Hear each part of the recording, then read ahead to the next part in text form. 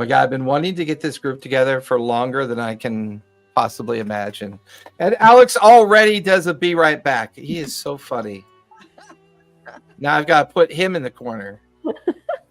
Nobody puts baby in the corner. Yeah, I put baby in the corner all the time. I'm here. That was from before.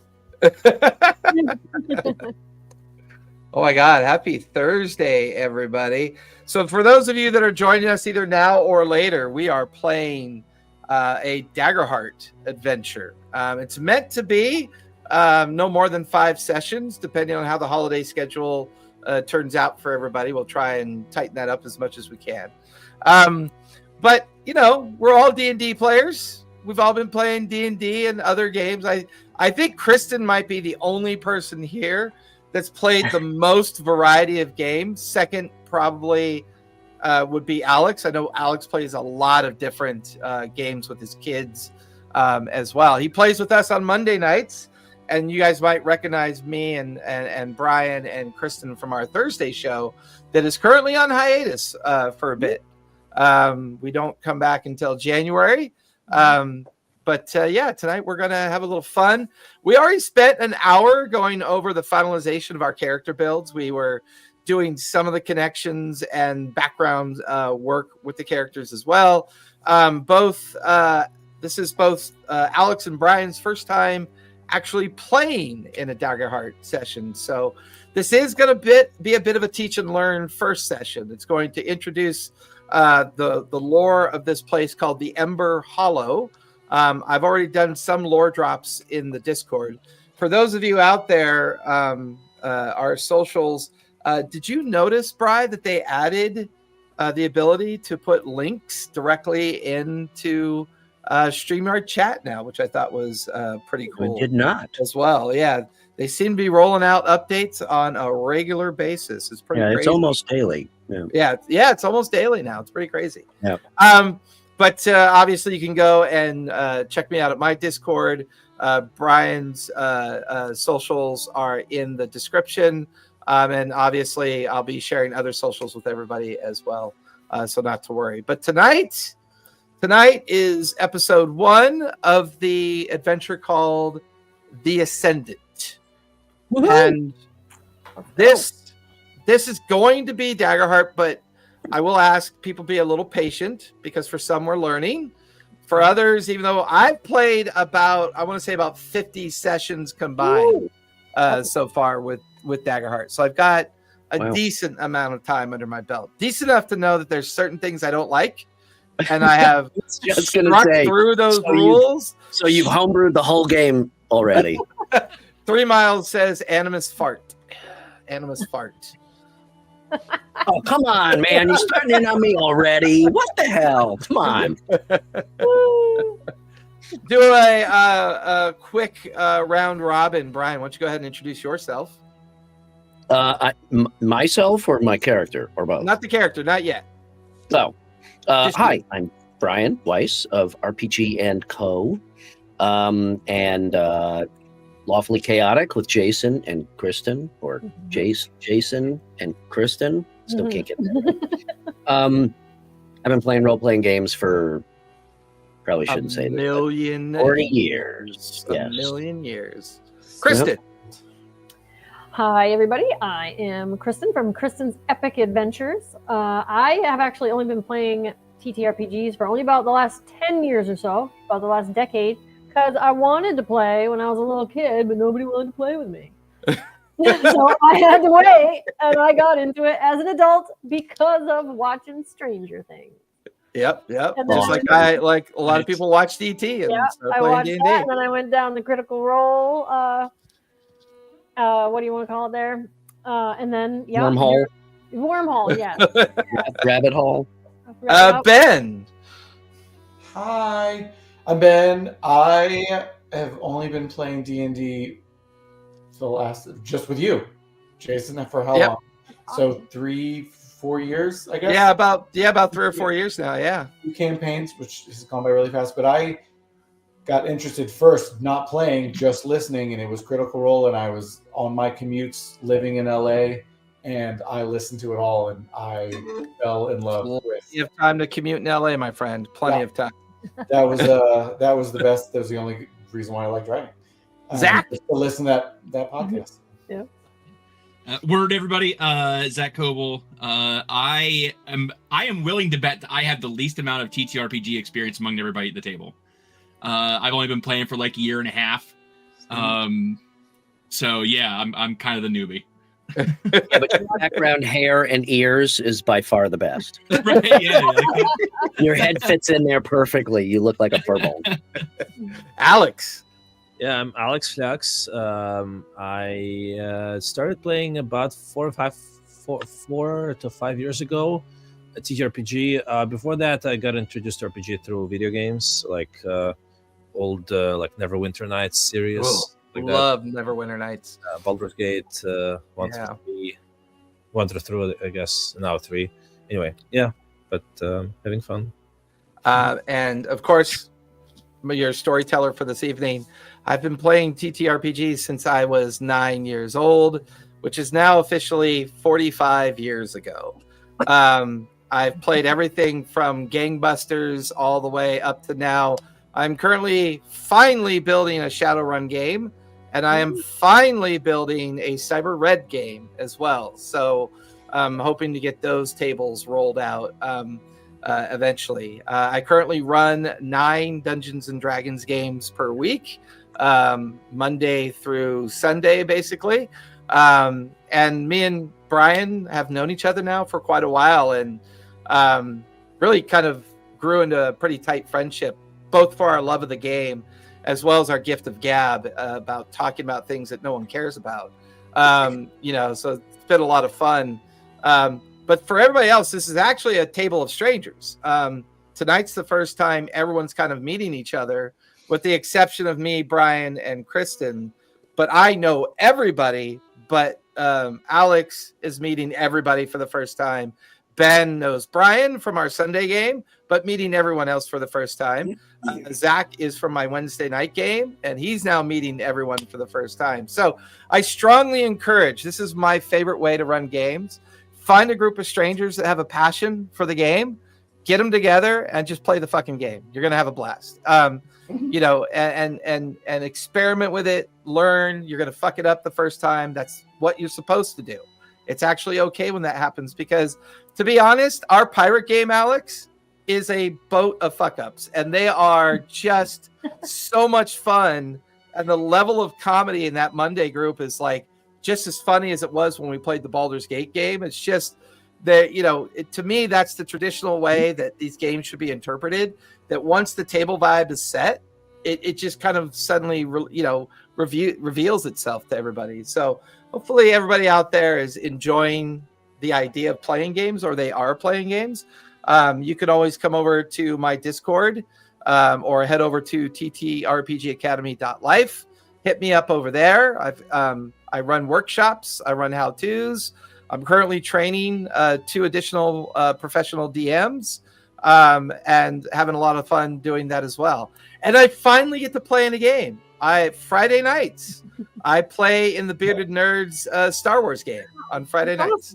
I am a hot, sexy smuggler, and she's got a wonderful Southern accent that I do horribly, and it's an absolute blast. It's an absolute blast. But To watch that. let's delve into this place called the Ember Hollow. Let's talk about a period of time. Some would call it ancient. Some just call it the long ago time. This place is now split into 2 existence. There's the above, and then there is the Ember Hollow. 3 families are responsible for the survival of all the species of Ember Hollow.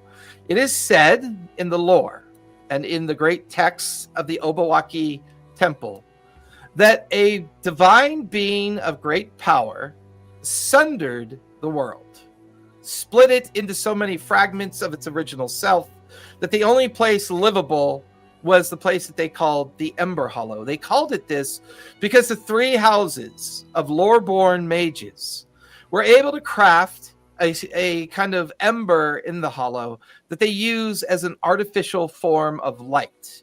And through magic and through the coexistence of the remnants of the world, this tradition has been playing out now for over 1,000 years. This has also caused a challenge with the lore, and that is the truth that was known 999 years ago is not necessarily the truth that is now known a year ago. As generations come and go, there is this event that happens once every 100 years. Most people think it's to appease the gods that destroyed the world.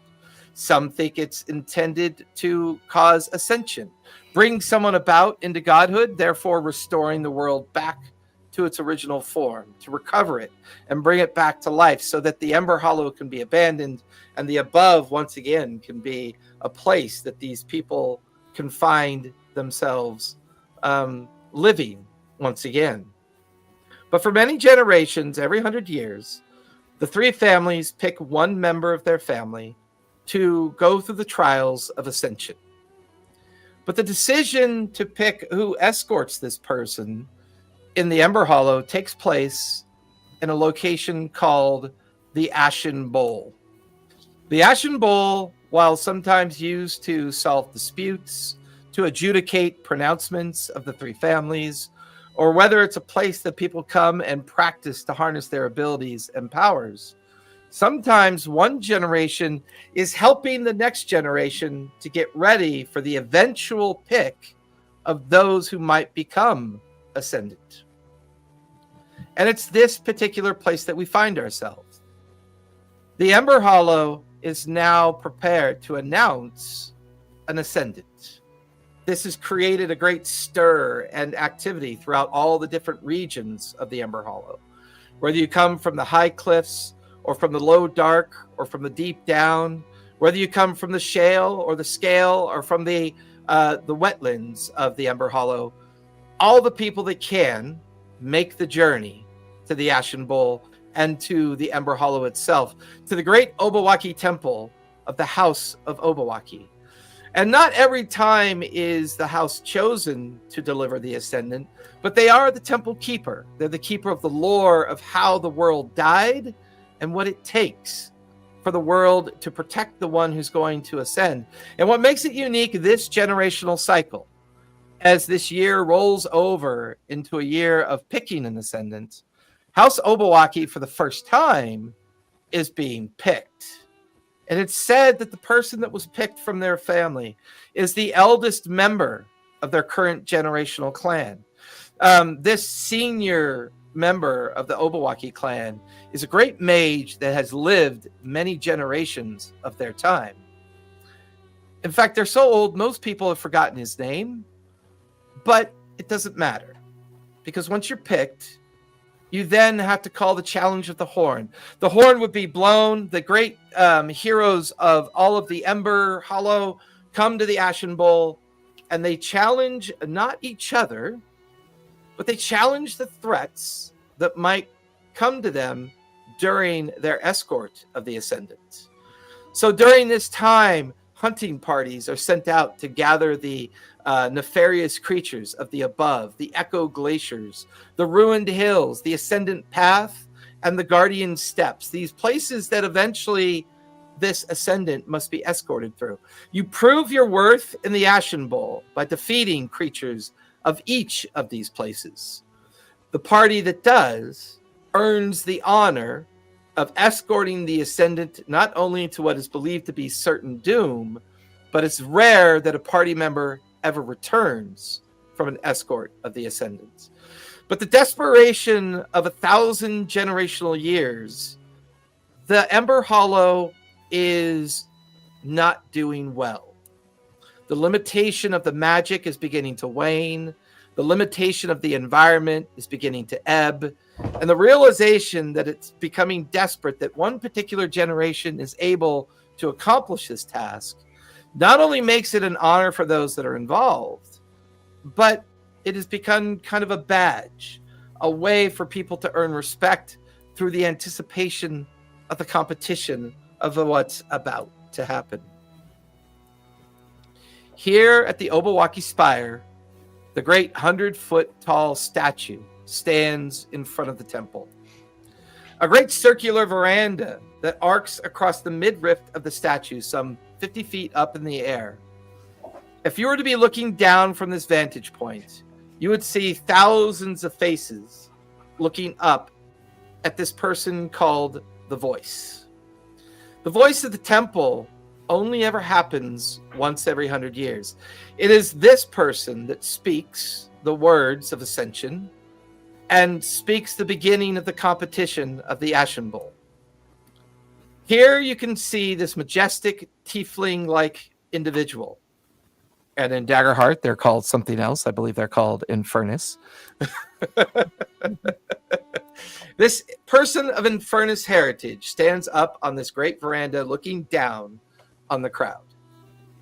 She spreads her arms across the railing. A book floats near her, opened, and a radiant energy is pouring from it.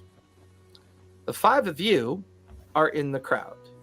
It is shoulder to shoulder, arm to arm, hip to hip. It is a crowded environment of everyone seeking the horn of the Ashen Bowl to be blown and the words of the Voice to deliver the message of the Ascendant. As the five of you stand in this crowd, Invictus, as you look over at Animus, and Animus looks back at you with a kind of eager anticipation. Invictus, what do you look like at this point? Oh, she's actually mixed ancestry, so she is a clank combined with a Galapagos. So I love it. She's a mechanical turtle. That's awesome. And she is actually made of stone for her clank part of her ancestry. So she's a stone-looking turtle with kind of glowing violet eyes and a green shell on her back. And she has a axe in her belt by her side. I love it. Animus, you catch Invictus looking at you with anticipation. What does Animus look like? So Animus is also of mixed ancestry. He is an infernal fairy, which also kind of describes his demeanor, but mostly looks like what you would expect a tiefling to look like: dark purple skin, horns, jet black hair, piercing yellow eyes. Average height, about 5'6", 5'7", short for an Infernus, but obviously tall for a fairy. My tail, however, has almost a spider leg kind of appearance, and I have a set of wings, and they are more kind of moth-like looking, not as delicate, but in terms of how they look, it is very much like moth wings. Chop those open flames. Yes, I'm well dressed. I'm a bit of a scoundrel, and a student of the arcane, and again, like kind of very well dressed. He does look familiar if you watch our Sunday game. Topic's long lost cousin. And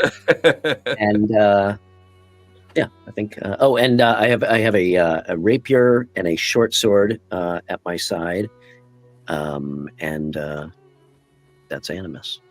Dunver, as you look to your right and your left, you could see Killarney and August both eagerly waiting for the Voice to begin their speech.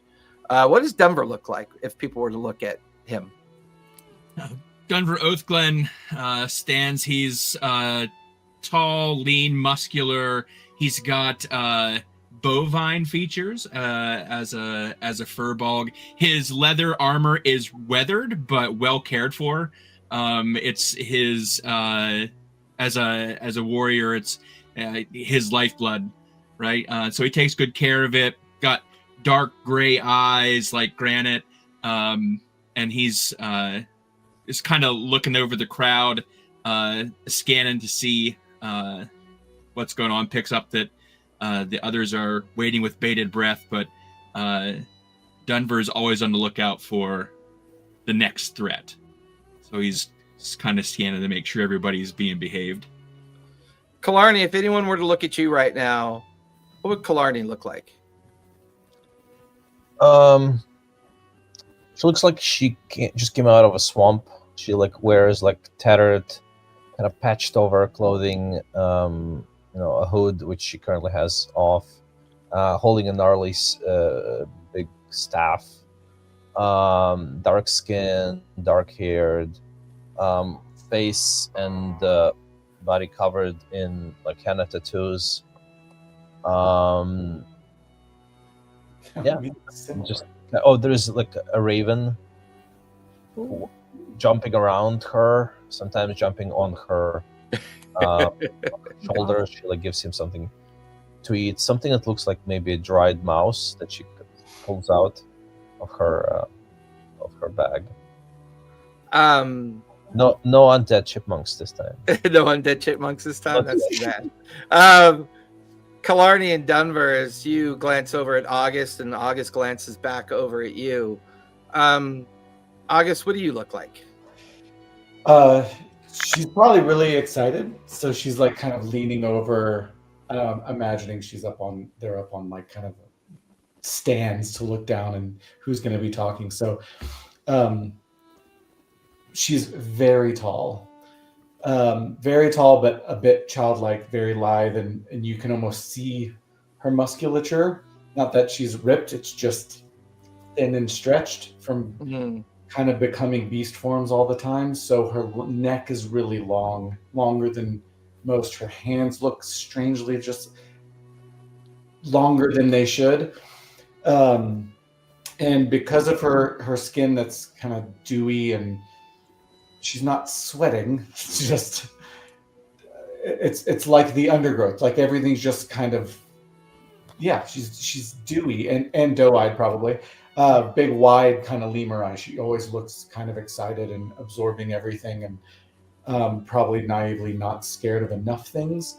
But her dark skin kind of looks like she's in the shade all the time. So it's not like her skin is a darker color, but just something about her is always like tree covered in a way. So her armor is all sewn leaves, just like enchantedly strong. So it's not a blacksmith kind of thing. It's she made it and made it strong, so her armor works that way. And she just has a staff, and on her back, she probably cheers Killarney a bit. Wishes she had another familiar. The first time she ever realized what she was like was her ability to understand a sparrow that used to always visit her window. And one day that sparrow never showed up again, and so she's on the lookout. She wants to know where that sparrow is. Standing here in the great heights of the Obawaki Temple, crowded with thousands of people that make up the very heart of the Ember Hollow. Fauns, fairy, elves, dwarves, draconas, clanks, furbogs, fungrill, galapas, giants, goblins, halflings, Katari, orc, ribbits, simias, Aetheris, earthkin, emberkin, slykin, tidekin, and gnomes. They're all here.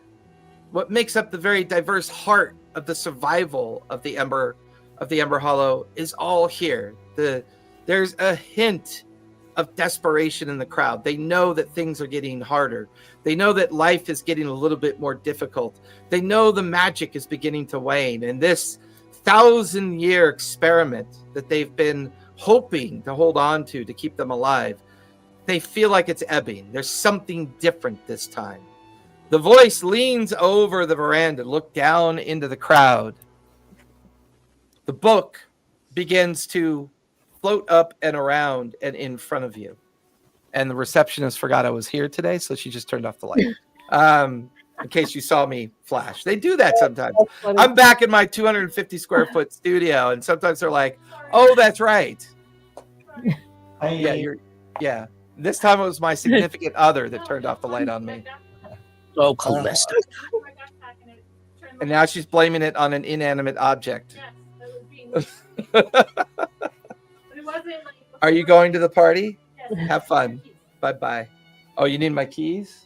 Yes. Be right there. There's cars in this world? What? I'm in the van. Yeah, where are we? Okay.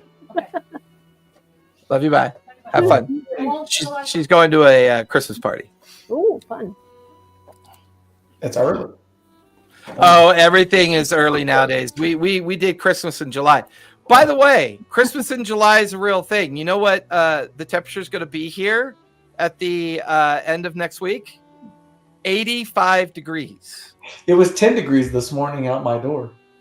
85. It was 5 below here this morning. 80, and about, I want to say about 12 years ago, we had a Christmas here that was 92 degrees.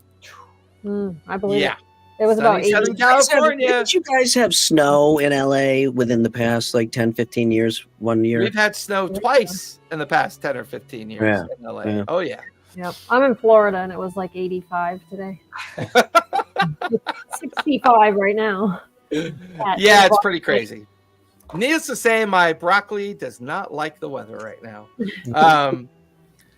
As the Infernus voice leans over the edge of the railing, the book that was floating in front of her begins to swirl around her and project her in a much larger illusion out above the crowd.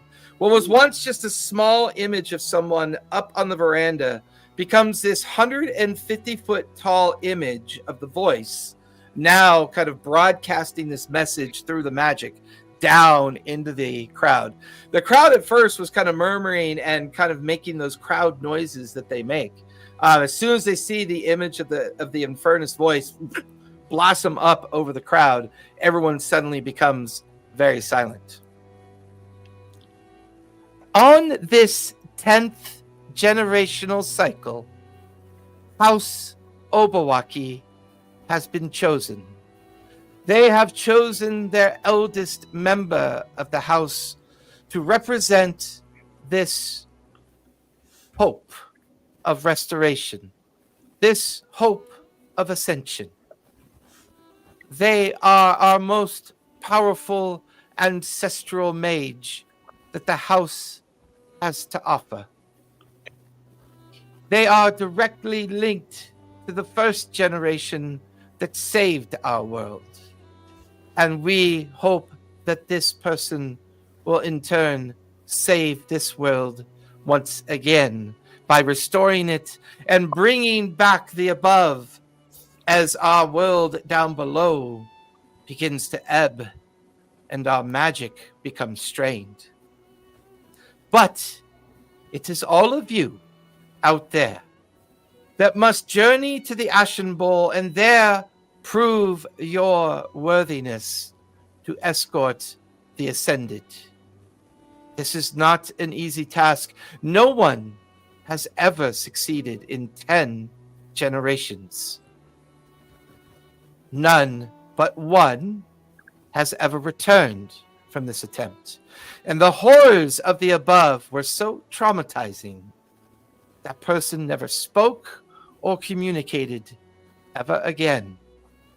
If it wasn't for our brave hunters that go to the above and bring back the challenges of each generation that must face this threat, there would be very little known about what has happened to the rest of the world. So when you fight in the bowl, don't think of it as an opportunity to deal out death. Think of it as an opportunity to learn while preparing yourself for an even greater fight in the escort of the Ascendant in the above. The Ember Hollow has been our home for 1,000 years. The above used to be our home before time could be understood. Some say the god that destroyed our home destroyed it while in battle. Some say the god destroyed our home because of our own lack of hubris as a people. Whether or not you believe in gods, whether or not you believe in the faith, the one thing you must believe in is your ability to overcome this threat. Prove yourself in the Ashen Bowl. Prove yourself to be worthy of escorting the greatest mage of all time. and begin the restoration of our world so that future generations will not have to meet this threat.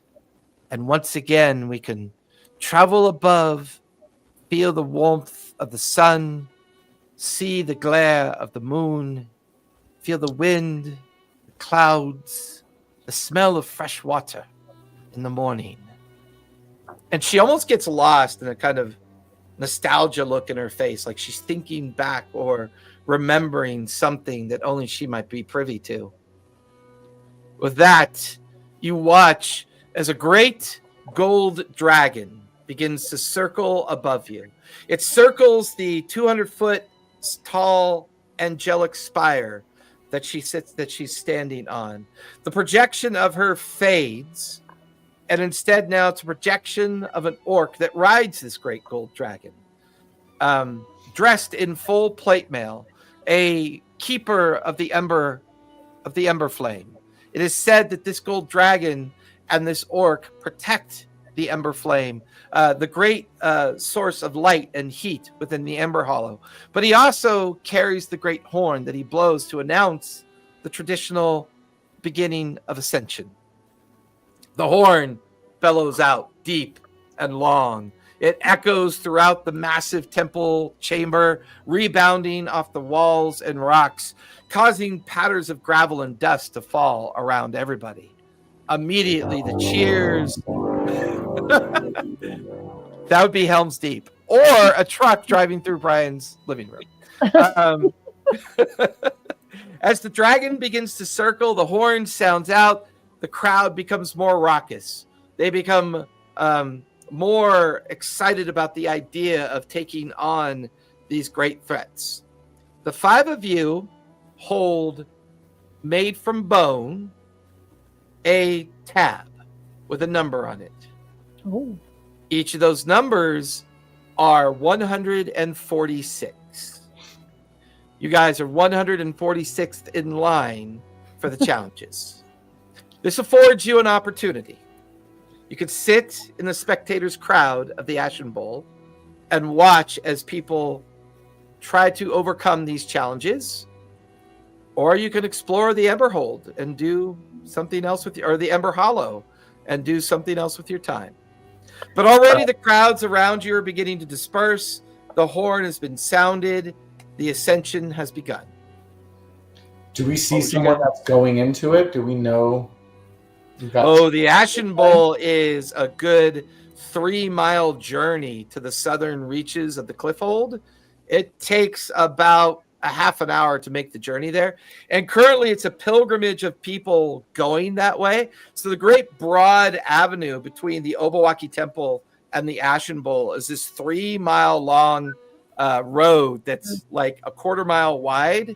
And it's this massive kind of pilgrimage of challengers that are now kind of falling into step in line to head towards the Ashen Bowl.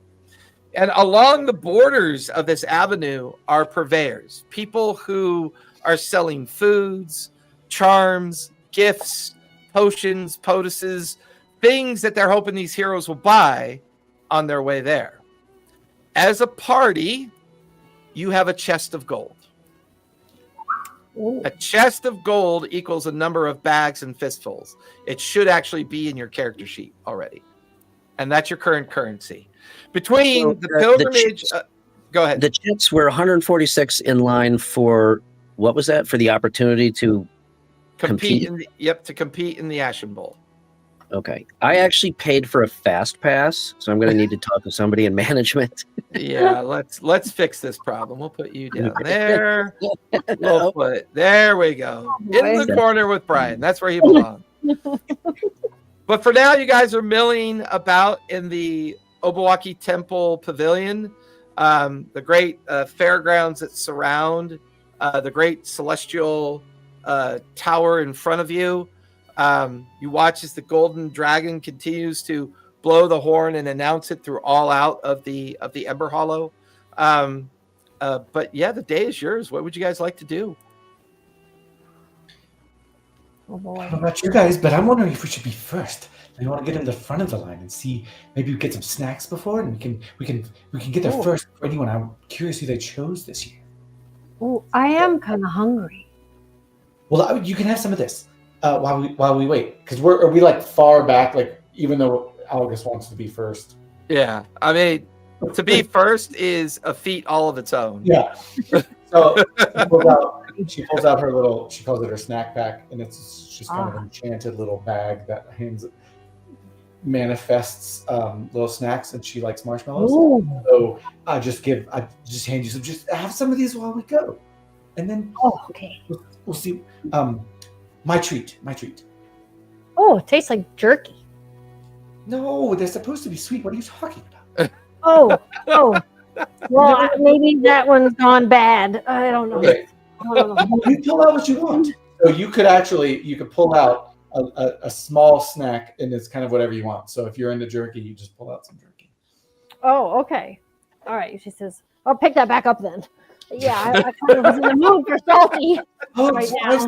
Rule. What if that was brush it off? 5-second rule. Okay. I guess that's fine. Well, so what should we do? Should we try to go watch the other people compete to see what it's like? Yeah, I'm ready to go. I mean, that was kind of the whole point, right? What else are we doing here? Well, we have a lot of money too. I mean, I suppose we could see what people have to sell. Some things that might help us on this when it's our turn. Maybe there's potions, and it sounds like we got to decide. Do we want to get a glimpse of what this contest is like, or do we want to maybe buy some stuff? Maybe let's look at one of them first. Oh, that's a good idea. Maybe we can do some of both. Alex, the face of your character's right above you. So when you did the voice, I was like, "Oh wait, okay, yeah, I think that works." Yeah, I'll pet the raven because I wish I had one, and I'll just ask, Kalani, well, why don't you seem to know where to go, so why don't you go take a look? I'll follow you, and I try to give the raven some jerky snacks while we go. I want the raven to like me more than Clarny. Is my goal. Oh, that's great. Animus, with your a good idea to watch one of these contests, so we know what we are getting ourselves into. Yeah, I mean, we have a little bit of time, but seeing one would be probably wise and would help us when it is our turn. Well, how do we even know if we're going to get in? We're like really far in line. Look at this number. I think I can do something about our number. Oh. What if we scratch the one off so it looks like we're 46? Lucky number.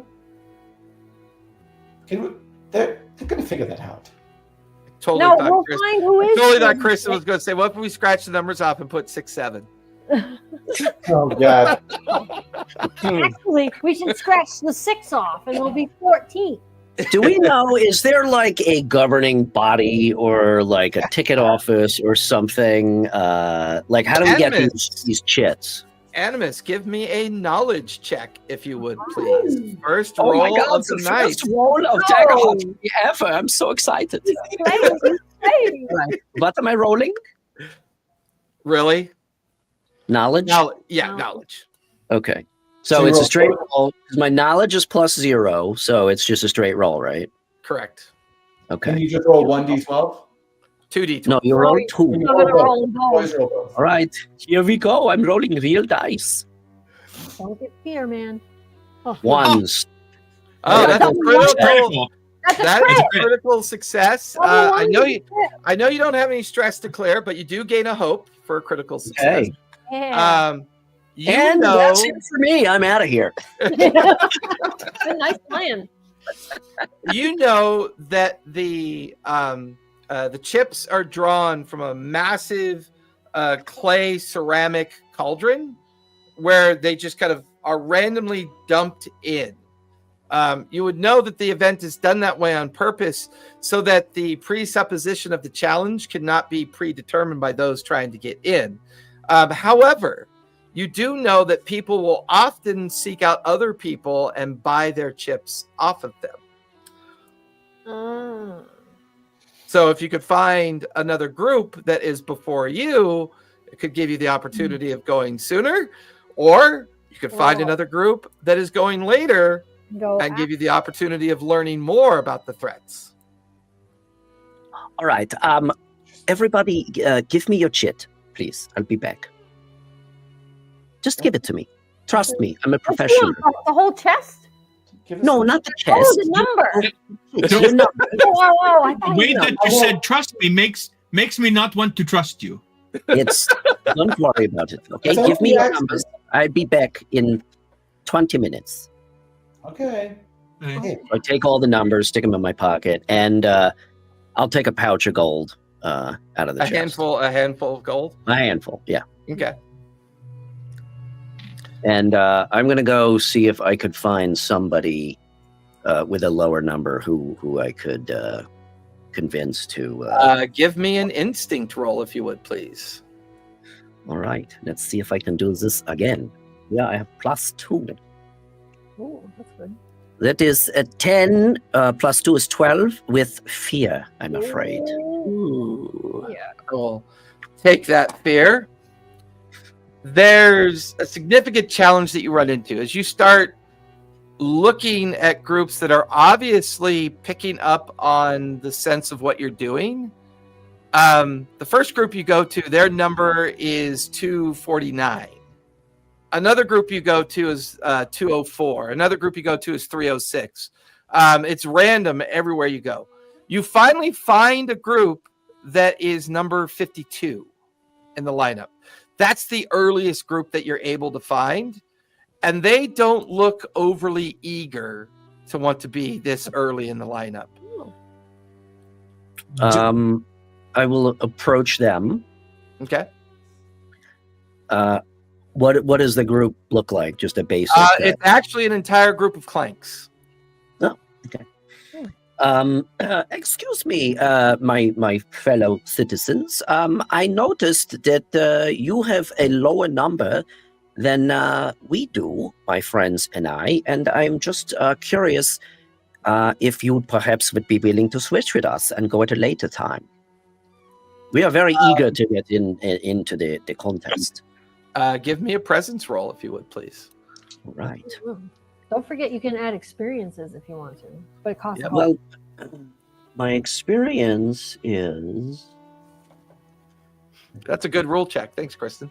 Hey, you're welcome.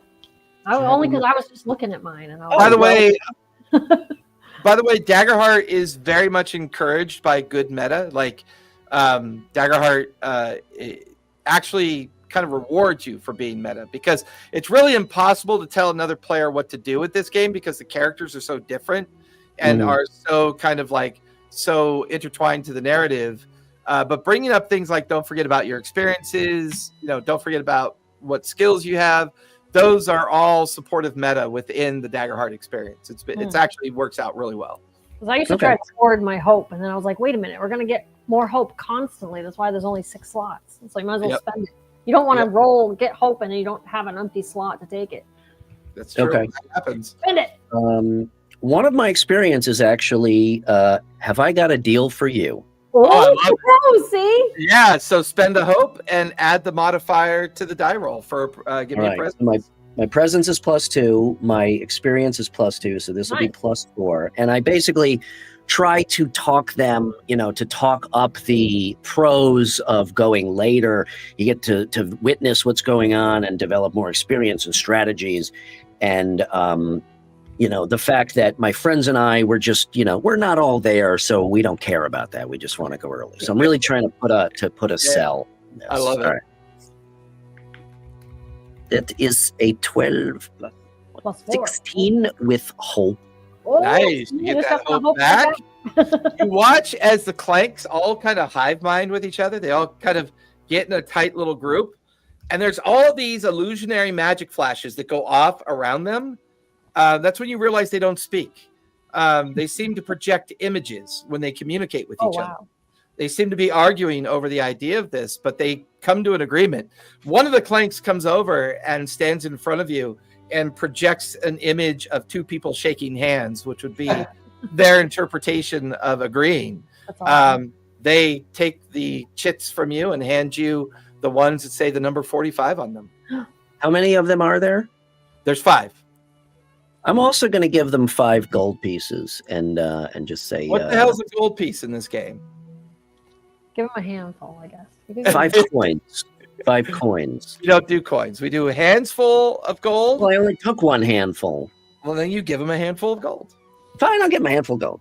And I will thank them and wish them the utmost of Yeah, luck. they all project like these illusions of a bunch of dancing clanks, like around, to kind of acknowledge your thanks. Okay. And then I will head back to the party, find everybody, and say, While Animus is gone, is anybody else doing anything? I thought Killarney was trying to look for a merchant of some sort, but so I was following their lead. But I don't know where Alex is, if that's still true. Right. Is there anyone selling potions? Is there like a potion cart? Because I know we all got to start with a potion. Well, we're Yeah. going to look at the first match or whatever, right? Well, you're not anywhere near the Ashen Bowl yet. It's a 3-mile journey down the Broadway that connects the temple to the Ashen Bowl, and there's thousands of people around you, and they're either walking towards the Ashen Bowl or they're going to the right and left side of the Broadway to either interact with the merchants, to have a meal, other kind of activities that they're doing before they get to the Ashen Bowl. Yeah, let's look for the merchants. So we only have 1 handful of gold. Here, No, we have a whole chest. Is it go You have a and then a chest. bag and then a handful?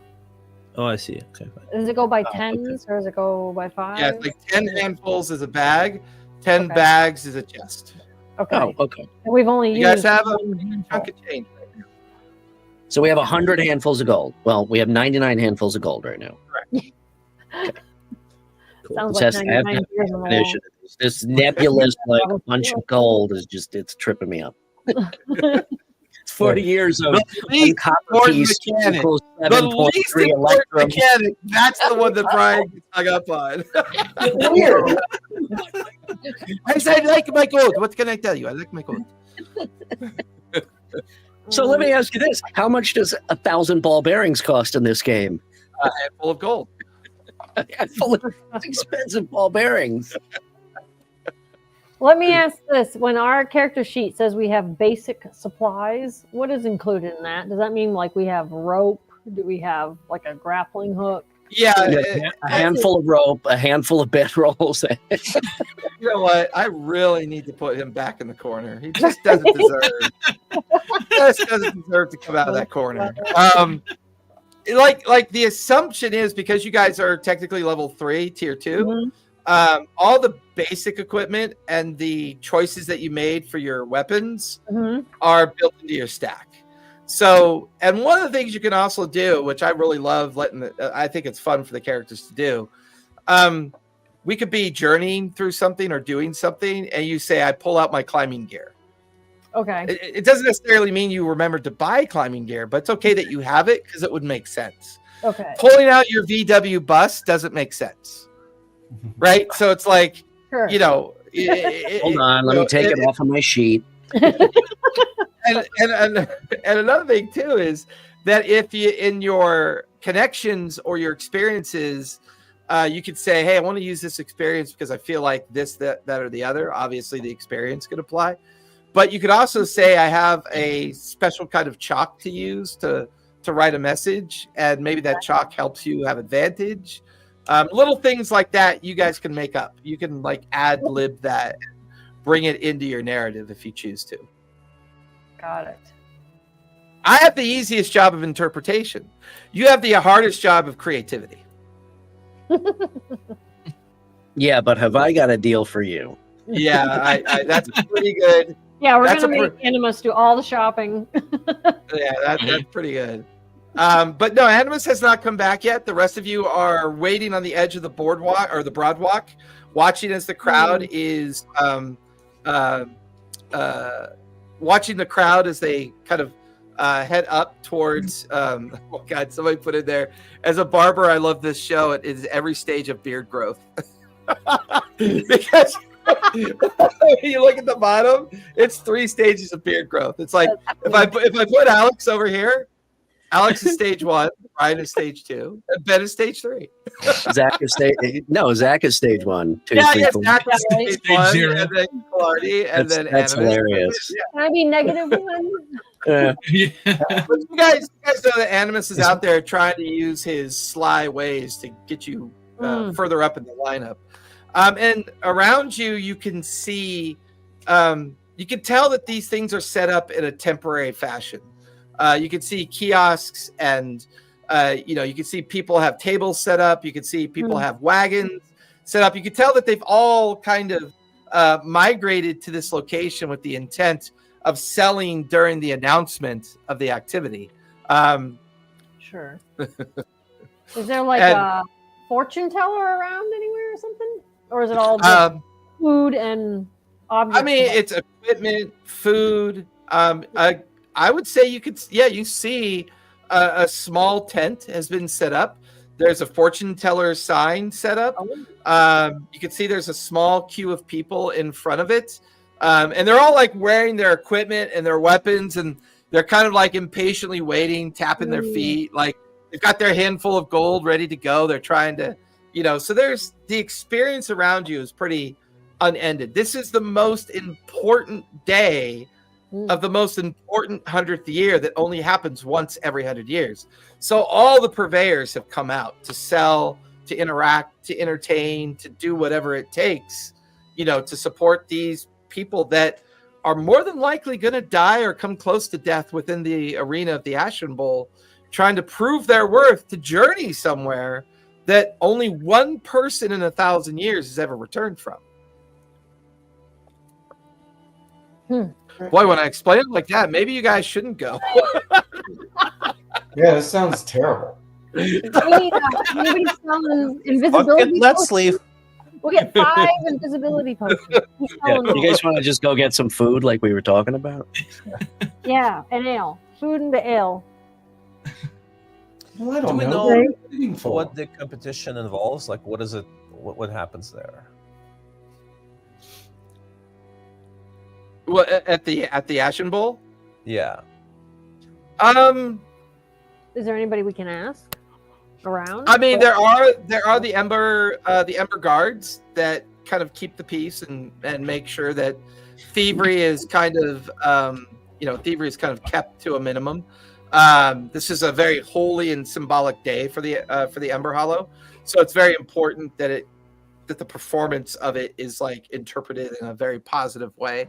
But I mean, this only happens every once in 100 years. So a lot of the knowledge that is gained by previous Ashen Bowls are never really retained because you don't know which horrors are brought down from the above and the other threatening places that the hunters bring them back from. However, I would say that amongst the crowd sitting at a kind of open, like an open eatery, it's like the back end of the tavern is encased in fabric and makeshift wood framing. And the front is a bunch of barrels with tabletops and people standing around eating and drinking. You do notice a scout, a dwarven scout is sitting at one of the tables. He seems to be enjoying a meal, and he seems to be by himself. Oh. We could, well, it might take too long. I was going to say maybe we could pay him to go scout ahead. I don't understand. He's actually not a scout. My bad. He's a hunter. He's wearing the emblem of the hunter. He's a member of the groups that go out and bring creatures back. Oh, we should go talk to him. He might be able to tell us what his hunting party just brought back. Maybe we could just go buy him a round or two. get him a little verschlockered, and maybe he'll. Is it supposed to be secret? Well, maybe it's not. Maybe we can just go ask him. But wouldn't you think that would give us an unfair advantage? Still seems like an advantage. Definitely. Yeah, let's go talk to this guy. I walk over, and like, she's tall, like 6'10", compared to this dwarf, like really tall and skinny. So sits down and just like looks over the table. You know, I've been out before. You can tell from my armor, and I was just curious. What'd you find out there? Give me. You can be secret with me. Yeah, give me a presence, if you would, please. Yay! 15, 16. No, presence is -1. So 14 with hope. Nice, you earn a hope. The dwarf looks up from his food to look. He literally has to crane his neck up to kind of look up at you. But if you've already been outside, then you already know what the horrors look like. What is it you want to know? Do you want to know what we bring back from the above and put in those pens that are going to bite your head off, break your bones, pull out your entrails, sleep your skin as a form of glove around their hand while they pick at the brains of the leftovers of your body? Is this what you want to know? Yes. Well, there. Now you know. Oh, so they just do all that? Well, okay. I wouldn't be a good hunter if I told you what me and my clans have delivered to the Ashen Bowl, but I will tell you this much. The hardest things that we had to bring to the bowl were the Ravagers. And I suspect the Ravagers are going to have the most fun today out of all of the others that are there. Why, did they like group up on everybody at one time? Oh no, they're just fucking mean. And they're tough. They're fast. And they're strong. I would imagine that if anyone can get by a group of Ravagers, they could easily prove their worth to take the journey out to the above. So does the above, like, if August is of the woods, your woods are moldy and subterranean, to answer your question. Okay. Yeah. Because no one's allowed in the above other than the group that goes as the Ascended, or if you're a member of one of the hunter clans.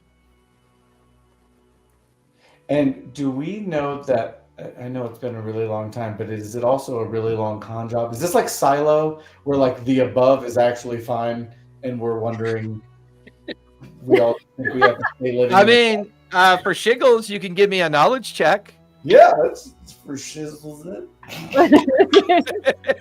There we go. Just straight 12 with hope. 12 with hope. Boy, you're maxing out your hope already. I know. And he starts spinning stuff. What you know of this world is what's taught through the culture of the Ember Hollow, and what's believed as a culture through the Ember Hollow, is that a divine entity, for whatever reason, sundered the old world, which is now called the above. The above is a very difficult place now. It's considered some of the most dangerous territories you can find yourself in, and no one rarely ever goes there. Hunters go there because they get paid to do it, and they do make their way back.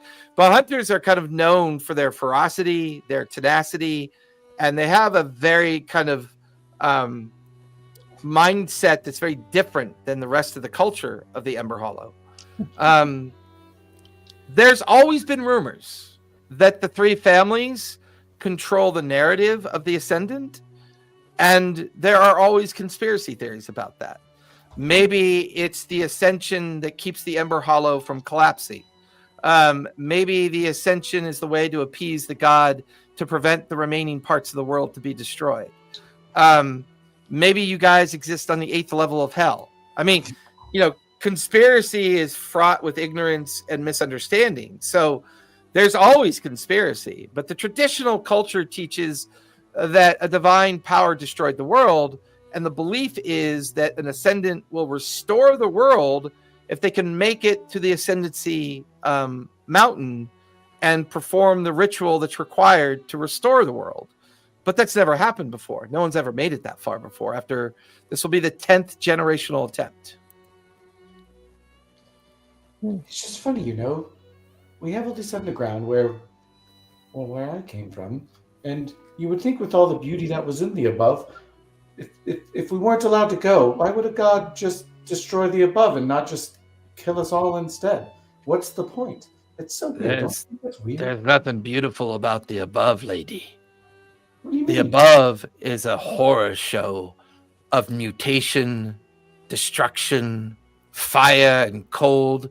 There are areas up above that if you walk through it and spend too much time walking through it, the very bones of your body will freeze and you just merely die in your steps. But that's what I mean. There That's are not- lava fields It was so made- broad and so expansive that you'll burn to death in mere moments of approaching them. But it was made that way. It wasn't that way before, I'm sure. Hey, I Right? would imagine anybody destroying something would make something look so.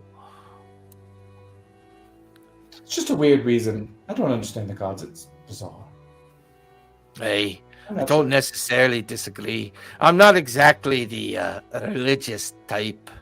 I find myself making decisions with a hammer and a knife to be more substantial than the thought process of the past. I make my coin bringing back the horrors from above. You seem to be on the broad walk to go and fight them. Well, that's kind of what we were, if we could get a leg up. I mean, the whole point is for us to, win. So anything you could let us know about would be really nice. And I'm with you, by the way. I don't really care for the gods either. but- They are going to come at you and I in point to stages.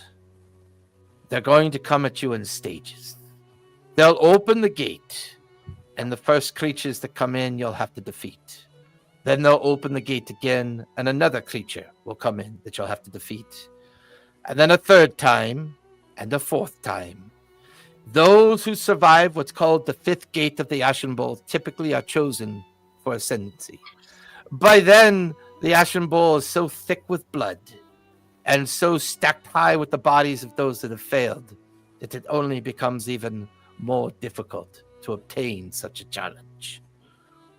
Is that good enough information for you? Is there something you can sell us that will No. help us? I don't sell things. You'll have to talk to the merchants. I eat food, I drink way too much beer, and I go and bring back creatures from the above. That's what If I you do. bring them back and don't die, how come you don't go into the bowl yourself? You sound quite capable. There's no money in death, girl. Oh, I see. Hmm. Hey, you guys, why don't we just join the hunters? That seems actually pretty That might not be a bad idea. I don't know. Is there like a way to become one? Do you have to be born into it? Do you have to the tryouts? Give me a presence, August, as you're asking the dwarf about this. Come on. 11 with fear. Nice. I will take that fear. Do I do anything on my sheet when I roll a fear for this? No. He just kind of looks at you and looks you up and down with a kind of derisive look on his face. I can assure you, there's no space for you. You don't even know me, but okay. Denver overhears this exchange, and we would not want to be affiliated with someone who is as what is the word I am looking for? Short. Obnoxious Oh, as you are. Short is a good description too. I think you might be overselling a bit. You might be exaggerating.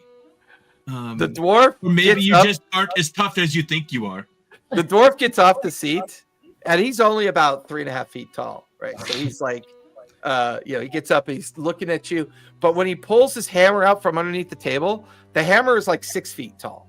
Whoa! And the handle's like 5 feet long. The maul head is like the size of your head, Dunbar. I'm pretty sure I'm getting feedback from you, Bri. Oh. Feedback. Didn't touch I think it went away. Okay. So he kind of like gets to his feet, looks up at you, pulls his hammer out from underneath the table, and he goes, "It's about what I'd expect from a furbog. That momentary hesitation where you're trying to make your brain work. It must be a common occurrence when you're not delivering milk through your fucking udders." Oh. August laughs and there's a crowd now. There's like a small crowd of people that are beginning to see this little dwarf and this big ass furbog kind of having one of these traditional stare down moments, and the kind of back and forth. People immediately start laughing at what the dwarf says. Sorry, Dunbar. That was a pretty good burn. It was pretty funny. Stop making fun of my friend. I'm not back there, right? What's the matter, dwarf? Do you want to suckle at my teeth? Is that what you want? Do you want to The taste this? crowd just starts roaring. You watch as the dwarf turns beet red. He goes, "I don't think that I would ever get milk, at least not from a dried up old bovine hag such as yourself." And he kind of brings up his hammer, slams it down into the ground, and you watch as the nearby tables kind of poof, lift up and poof, settle back down on the ground. Oh my god. Guys, Guys, Dunvers, stop. calm yourself. Calm yourself, dwarf. I don't want to have to kill you before I have to kill whoever I need to kill to win this contest. You are not worth my time, but I appreciate that you were willing to interact with us. It has been enlightening. Give me a presence roll, if you would, please. Yeah, learning. Oh, God. Oh, that's awful. 7 with fear. What's your evasion? 14. 14.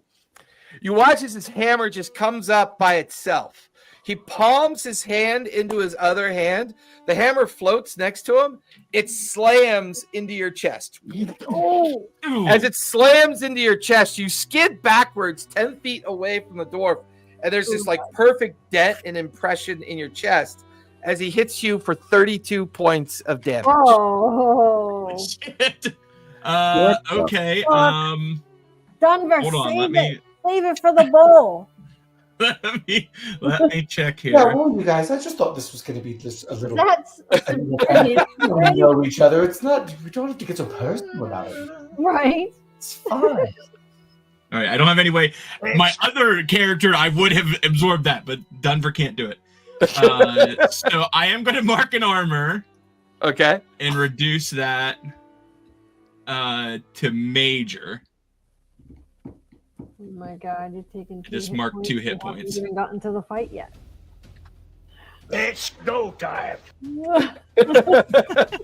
Dunver, as you feel that blast into your chest from the hammer that's now floating alongside the dwarf's eyes get a kind of strange green sheen to them. You watch as he then begins to circle around and he places his feet into the ground and he just yells at you, "I am the Grim. I travel the above. I kill and take what I want. And no milk cow piece of shit is going to challenge a member of the Grim clan." And he like stands in front of you waiting for you to do something. Am I still on my task, or have I started to make my way back? You've made it back just in time to see Dunver get in a fight. Okay, so And I'm like going to- August is to your right, Killarney's to your left, Invictus is right in between you and August, and there's a circled crowd around Dunver at this point. So I'm going to. Is there somebody with like a big mug of ale? Oh yeah, there's dozens of them. They're like holding ale and like. I'm gonna grab a big mug of ale and I kind of stumble through. Having not been there, I act like I don't know any of these people, and I kind of stumble through and bump into the dwarf, and I spill the ale all over him, and I'm like, "Oh my goodness, I'm so sorry. I'm such a klutz. I'm a little tipsy, and I didn't. I'm so sorry." Give me a present.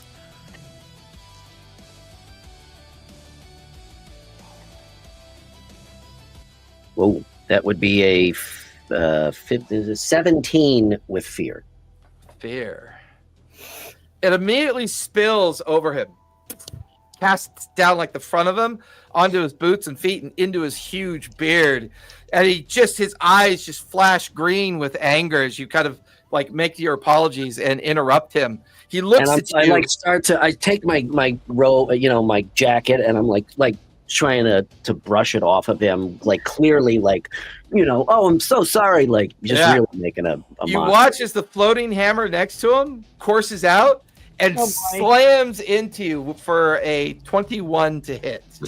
What's your evasion? It is 11. 11. So Denver, you see the hammer kind of turn towards Animus, and it hits Faust like right in the side. 26 points of damage, Faust. So that's severe? Yep. You can spend armor to lower it by 1.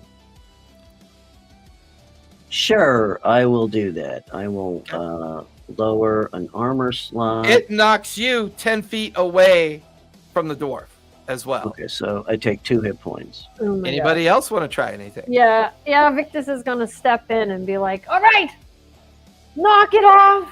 Everybody, stand down. You leave my friends alone. Stop it. You could try to give me a presence. I mean, we don't have to like kill each other over some silly words, everybody. This is a big day. You really don't. It's a good day to celebrate together. What if someone wins? It's what we're supposed to do. Come on, computer. What are you doing? There we go.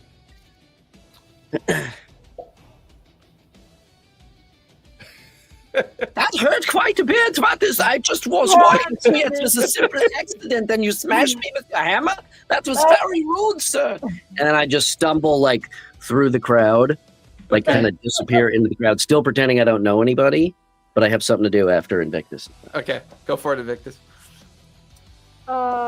So that can I add my intimidating presence? Absolutely. Yeah, absolutely. So that gives me a +2. I only rolled a 9, so that's an 11 with hope. 11 with hope. Be sure to mark that hope.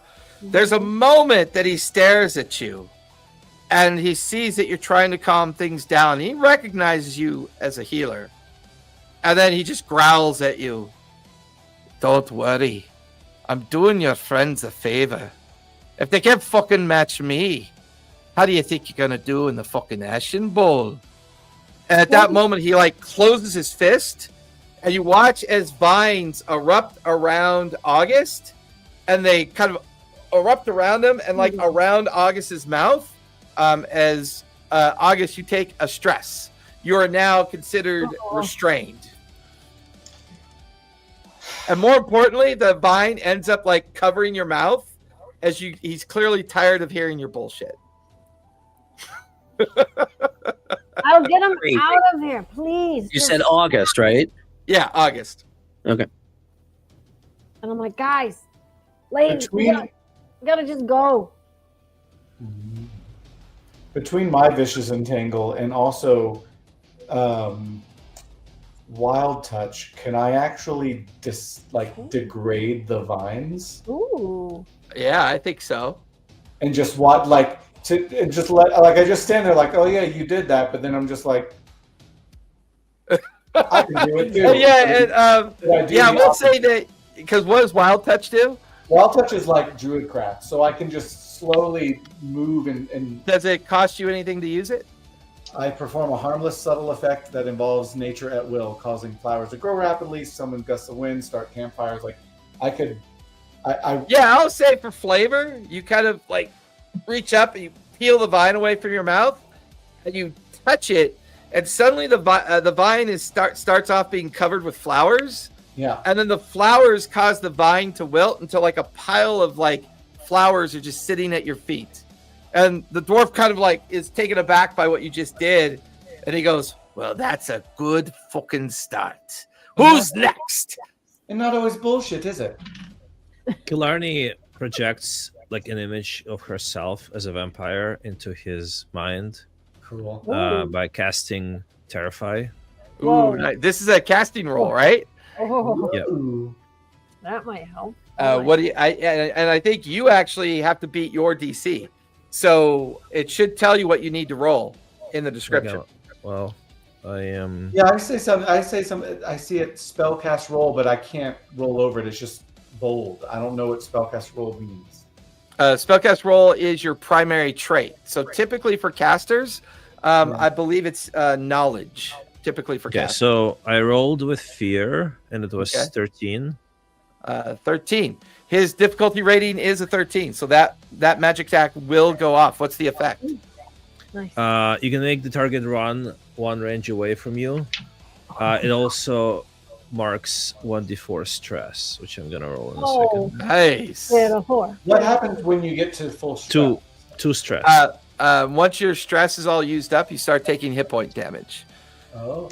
Yeah. So that will You just mark don't have any 2 more to spend, right? And then you need to spend hit points to do something that would otherwise require. Or be stress. Yes, Okay, correct. So he got two stress. Or if and you take stress damage, you end up taking hit point damage instead. Right.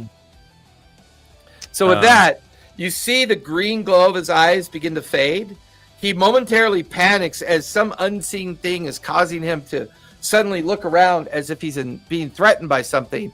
He immediately turns, runs into the crowd, bowls over about 24 people onto the ground, and he inadvertently slams into a 10-foot giant who's standing there. And the 10-foot giant is wearing the warden of the Emberheart. So he's one of the higher guards of the place. And he literally bounces off of the guard. The giant looks down. Ugh, Grim, you again. Reaches down, grabs Grim by the scruff of his collar, holds him up. Listen, today's a holy day, and now you're turning it into holy shit. That's what Come I was on, thinking. you know the way. And the giant is like dragging him behind him, and kind of like through the crowd. And the dwarf's like, wait a minute, I'm not fucking done with them yet. And he's like trying to get away from the giant, and before long, he just disappears into the crowd. His hammer's still As he's- with us, yeah? Yeah, it's still lying there on the ground on the broadwalk. What? I will... Got that fucker fired.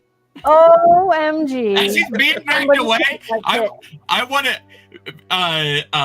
Dunbury is like is pretending like he's got udders on his chest, like on his armor, just squirt milk like this, like. Oh see my you God. later, bitch. The crowd just starts laughing, and they kind of like slap you guys all on your shoulders and back, handing out mugs of ale, and once again the broadwalk is just kind of active again with people buying and hawking wares, and like lying on the ground is this massive hammer. I will say this much: somebody can give me a knowledge check to determine if that hammer could even be wielded. I'm not good at that. I mean, I have a +0. I have a +0, but I'm interested in... I know, just -1. Dunbury I should do. be... Oh my God, does anybody have a good You're one? all a bunch I of have frickin' +1. morons. Oh, yeah. Oh my God. Wait, how do I? Oh, I rolled 11 with fear. 11 with fear. You would recognize that you need an agility of +4. Whoa. Sorry, a strength of +4 to be able to lift it. Oh no shit. I have +3. I have +2. Can I just drag it? What do you have for You can strength? sell it to somebody. I don't need. Oh, I'm agility based. Oh, are you? I'm Yeah. strength based, but I only have +3. Strength and Wow. instinct. Maybe we That's could- a big stat dump for you. A Yeah. +3 in strength. That's pretty. Yeah. That's a I'll lot. come back out of the crowd again and just kind of, wiping off the extra ale. Walk up to everybody and who was that asshole? This is ridiculous. Supposed to be I don't know, but he left his cool hammer. Denver kind of started it. I do have to say. Also, good news. I got us bumped up in the line. Really? Yeah, number 52. And I hand out everybody. I hand back shit to everybody. Okay. Good job. That's great. That's what I do. I mean, does that mean we could just go now? Should we just go? Oh, I'm not sure that. I don't know. I don't know what number they are. There's suddenly an explosion above your heads of illusionary fireworks, and then the number 31 is projected in the illusion. We're at the DMV, and our letter just not there yet. Damn. Hey, I believe in all cultural integration. We were going to stop by merchant. No. Oh right, we forgot about that. But then Denver made everybody almost die. Okay. Yeah, but let's sell the hammer and maybe buy something more. We didn't almost die. He hit you pretty hard. And he did. He hit me hard. It was a sucker punch, is what it was. I was going to come back at him if that giant hadn't have saved his ass. He would be laying there. Okay, that's it was like a permanent dent in Denver's chest, where the hammer like. Don't worry, like right in the chest. Don't worry about this. Also, he ruined the trim on my arm. That guy is a bastard. Well, now you're gonna smell something. Some of you guys look all banged up. How are we going to go compete in this thing when you're already injured? Do we have time for a rest? Or is it too close to our number? Your old number, you would have had time for a short rest, but now it's too close to your number. Hold on, I'll go get the later number. Right. 142. 142. But I will say that you do notice, like, people selling potions. I also say that if you more healing potions. I will say this much: if you take a moment to eat at any of the eateries on the way, you will have advantage during your time in the Ashen Bowl. Ooh. Oh, look up. Okay. So that's an extra D6 during the entire time that you're competing in the Ashen Bowl. The whole time. Yep. All right. Yeah, let's go get a burger or something. And that will cost you 5 fistfuls of gold. Okay. Or 5 handfuls of gold. Is somebody tracking our Total. Animus? Total. Yep. Okay. Yeah, who is anybody keeping track of our gold inventory? I do not have it linked to my character sheet yet. I have it in the equipment thing, but I don't understand what I need to add or subtract. Because like the chest is just a toggle button, but then how do I know? We have a chest. 3, 4, 5. Untoggle it, and then there's a bunch Untoggle the of chest. bags. We would have all the bags. Oh, okay, I got it. I can do it. I got it. Who So says TTRPGs aren't built on the back of scales of economy? see, telling you, this is bothering me. So I gave one handful. Yep, to buy the to exchange for the So we're chits, down a bit, and then 5 more. 1, 2, 3, 4. to 5. enjoy Okay, the meal on the way. I got it. Okay. Right. All right. There are potions for sale. There are stress recovery potions. There are healing potions, and there are variations of these potions. There are also potions that give you physical bonuses, and there are also potions that give you spell bonuses, magic potions for those that are magical. That sounds like we ought to buy everything. Ooh. Yeah. Man. Uh, A lot of my also- skills like use stress to do cooler shit, so I wouldn't mind a couple stress reduction potions. So what a stress potion does, it allows you to recover up to 1d4 stress when you take it as an action. Cool. A stress potion is 5 handfuls of gold each. What about a healing potion? 5. Healing potion, same, 5 gold each. They allow you to cover 1d4 health points as an action. And then how does the magic potion work? The magic potion, it gives you a +2 to your magic attack rolls. And those are 3 handfuls of gold each. For how long? Up to an hour. Oh, okay. And that's just magic attack rolls? Correct. Spellcasting rolls. Spellcasting rolls. Spellcasting rolls, not magical weapons, right? There are potions of agility, potions of strength. There are also potions of knowledge, potions of finesse, and potions of instinct. Is there like a grab bag that's on sale? It's all like it's a menagerie of options as you're walking towards the Ashen Bowl. Black Friday. Is there like a sampler? Yeah, let's go. I think they call it Miracle Monday because it's the first day of the Ascendancy, so we call it Miracle Monday. Can we get a Oh my flight God. of potions? Please don't. That's all I've been doing for the past 3 weeks is that shit. So we could have a 5-finger discount here. So trait potions, all trait potions are a bonus of +1, and they cost 3 handfuls of gold. Health and stress potions are 5 handfuls of gold. Okay. Casting potions are they add +3 to your casting roll. They last an hour, and those cost 3 handfuls of gold. Can we sell that guy's hammer that he left behind? You could, like, I imagine that Invictus is standing there because she can't move it.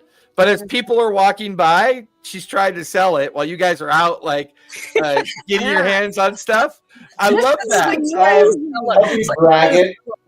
Invictus, lamppost. Be yours Who would for one to buy this second street roll. light?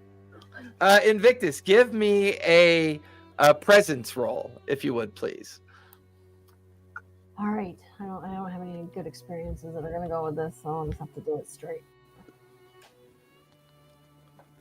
I got a 15, but with fear.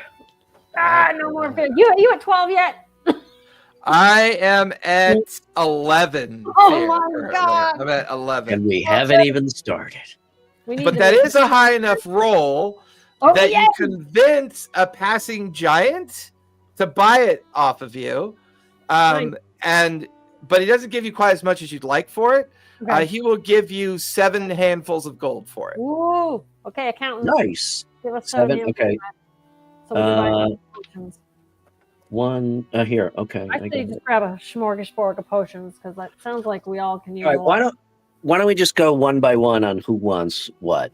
Invictus, what you go first. What do you need, and I'll mark off the gold. I already have a healing potion, so I'll take a stamina one. So stress. That's it. Yeah. No, okay, that's, you want me to give you my whole order right now? I thought we were gonna go around and around and around. I don't know how much, whatever. I don't know how much money we have. I can't sit here and name like 4 things and then like the next. Okay, Dunver, what do you need? I need a health potion for right now. Okay. And maybe another one just to have. So that's 1 bag. Okay. August, what do you need? No, health is 5 handfuls of gold. Yeah, but he got 2. He got 2, so that's 1 bag of gold. You are correct. Yeah, right. I did 2 staminas, so it's 2 bags. Okay, so that's another. No, that's 1 bag each. Well, No, they're 5 handfuls each, which is equivalent to 1 bag of gold for the 2 stress potions. Oh, we're good. Got it. Killarney, what do you need? Is Killarney there? Alex. Sorry, I'm muted. What potions do you need? I'll take a stress potion and a magic potion. So that's. I can't find a magic potion in the equipment. No, that's one of my homebrew. You'll just have to make a note. Oh, okay. All right, and then I will take a healing potion and a magic potion. Did you guys take one when you made your characters, right? Because it gave you a choice of one or the other. Mm-hmm. Okay, cool. Because Wait, of a potion? Yeah, you should already have either a health one or a stamina Oh, well, that's stress in your. that's right. Okay, that's Yeah. fine. I'll put that in reserve. I'll take the homebrew too. Trait, is that what you call it? Yes, a trait potion. So a trait potion is a standard 3 gold or 3 handfuls of gold. You can choose what trait potion it would apply to, and it would give you a +1 to your trait. All right, and then Invictus, you want another potion? I thought it was for an hour you get +3. That's spell casting. Oh, sorry. That's what I. Okay, a spell casting potion is 3 handfuls of gold, and you get a +3 to your spell cast roll. It's its own bonus specific to spell casting. Yeah. It lasts up to an hour. Okay. Anybody else need anything else, potion-wise? Didn't you have potions that increase your strength specifically, or was that the trait one? That's the trait one. It is a trait one. There is a potion for strength in, I think it's called Control. Yep. I was looking up. Oh. If you want one from Demiplane. Whatever. Does it do the same thing? It's for strength specifically, yeah. Oh, I see. All right, I'm going to take my healing potion. I mean, there's one for agility. There's one for like different traits already. But And get 1 hit point back. yeah. And then I'll save the spellcasting potion until we're ready to go into the shit. Do we still have plenty of money? Or We are have 4 bags and 4 handfuls. Oh, So we have 44 handfuls of gold. we're getting down there, kind of on the bags. I mean, is it worth spending all of it? Selling. Like, We have other locations to go to after this, don't we? Oh, okay. So I don't know. We can always come back if we need to. That's We're alive. All right, I'll take one of those trait potions too. Then All right. That's 5, Jason? That's 3. 3. Yeah. All right. 41 handfuls of gold left. This is a journey through the Broadwalk for you guys. It's consuming the food that kind of invigorates you. And Dunver, are you going to take one of the health potions? Yes, pop it immediately. It's a D4, correct? Mhm, yep. Go ahead and roll. I got a 4 on that, so Nice. I get Very to. I'm at full HP now. Nice. The walk also gives you opportunities to visit other apothecaries and people that sell you different things. There's equipment that's for sale, but you guys are pretty fully kitted out for this event. The Broadwalk eventually gets to a point where there's a series of illusionary spells that keep going off every few minutes during your walk. By the time you reach what's called the Vantage, which is this great stone bridge that arcs over single file into the Ashen Bowl entry, there's smaller bridges for the onlookers that they take these other bridges that take them into entry points within the Ashen Bowl. The Ashen Bowl is this great rock edifice fashioned with like wood gantries and wood platforms and great canvas like overhangs as well. And the main core route is where you guys are marching over the tall bridge to come down towards the Ashen Bowl. By the time you get over the arch of the bridge and start going down towards the bottom arch of the bridge, you can see another illusionary blast. 51 is currently showing up in the air. You guys immediately see Ember Wardens cordoning off the entry point into the Ashen Bowl. People with chits that seem to take a while, they get diverted into different directions. By the time you guys approach the Wardens, they recognize your chit number as 54, and they immediately, 52, and they saw the illusionary spark. They then, one of the Wardens guides you down a gravel pathway into the very kind of belly of the Ashen Bowl. Yes, Killarney. Do we have time to use a bathroom? Yeah. If you need to use the bathroom, go use the bathroom. As you guys follow the gravel pathway with the warden escorting you there, you are put into an isolated room. There's an iron gate, and you can actually see the current fight that is going on. They are of these spiders that are made of pure ice, and they're in the midst of battling a group of individuals that is ebbing back and forth. The individuals look tired. They look like they're struggling to stay in the fight. All around you, you can hear the crowd roar with either the death of one of the spiders. You watch as a elf comes running away from a spider.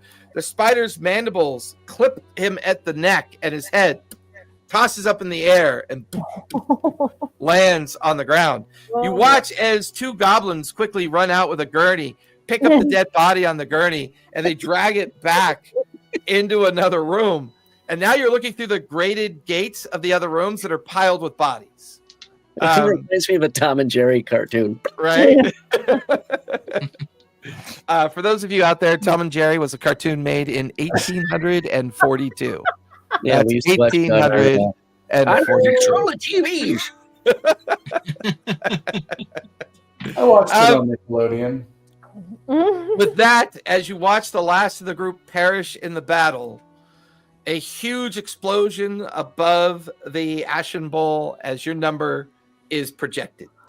There we go. I don't want to do this. The gate begins to roll upward, and as it reaches the top of the archway, it locks into place. You can hear the crowd begin to just yell at the top of their lungs. There's this intense energy that's kind of overwhelming everything. You're watching as the last of the spiders are being herded back into their cages beyond some of the gates that are in this place. And there are hundreds of people just cheering and watching as you guys enter into the heart of the arena. You see this orc figure on a huge platform. His hair is very tall and spiky, yellow, pink, and green. He's kind of wearing a purple and yellow kind of robe. He's got this wand in his hand that he's using to speak into. And the huge voice booms out across the arena. Bring us the next entertainers for the evening. And he points down into the arena. And you watch as his wand floats down towards you. And then his projected form appears next to you first, Dunver. The wand ends up in front of your face. What is your name, good sir? My name is Dunver. Very good. And he quickly floats over to Invictus. And young lady, what is your name? She goes, Invictus! And she goes, excellent. He floats over to the witch Killarney. And what is your name, young lady? She says in barely audible voice. That was terrible. Terrible. And he kind of like immediately floats over to Faust. And what is your name, kind sir? I am Animus Faust, Sorcerer Supreme. Very good. You've been a performer before. Very well done. Floats over to August. And what is your name, young lady? August. All right, first of all, the first round of combat, everyone gets a +1 to their attack rolls. That was fucking epic. The projected image of the orc then floats back up into the veranda. And as he floats back up into the veranda, he points down towards the first gate. You watch as these strange ape-like creatures kind of meander out of the first gate. They howl up in the air and they see you, and they immediately come running towards you as you guys are gathered in the center of the arena. So let me get the arena set up for you here really quick. What was the did you say we got +3 for something, or what was +3 for spellcasting if you take the potion? Oh, that was a spell okay, cast. maybe that. I put some tokens out and I can't remember what they were for already. Well, of course you did, Bri. How long? An hour. Okay, nice. One to attack. So Yes, I'll Killarney, take the spell. I'll take the spellcasting potion now. Also, Killarney will take her spellcasting potion too. Yeah. All right. I'm gonna save my potions. I have a mechanical question. Is it? I can't remember. In Daggerheart, does advantages stack? 'Cause I thought They do not. They don't. Nope. Alright.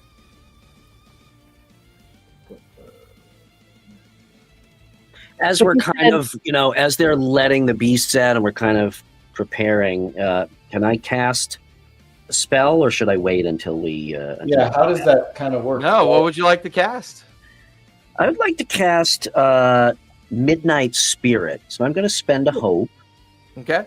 And I am going to summon a humanoid-sized spirit that can move or carry things for me until my next rest. I can also send it to an adversary. And it takes the form, Nice. mine takes the form of basically me, but made of like pure shadow, like just blackness. Okay. Except for two, no, just all black. So it's basically I will shadow version. use a shadow then to indicate that. Okay. I will put the shadow next to you, so that indicates your servant. Okay. Anybody else want to do any kind of prep before you go? Because I'm actually going to spend 2 fear to go first. Yeah, I was gonna cast Vicious Entangle on all these guys since they're all close to each other. Well, no, I'm already taking the spotlight with my 2 fear, but you can do like an enchantment on yourself. You can do a boost. You can any ability or skill that you have that like gives you some like advantage or something. Gotcha. What do I have?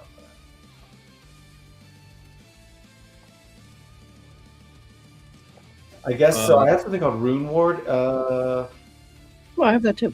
So I hold my kind of sacred thing I have on me, and I spend a hope to reduce incoming damage. But is that only when I'm getting damaged? Do I do Correct. that? That's similar. Okay. Yeah, that would be like a reaction. Okay. Then I don't know.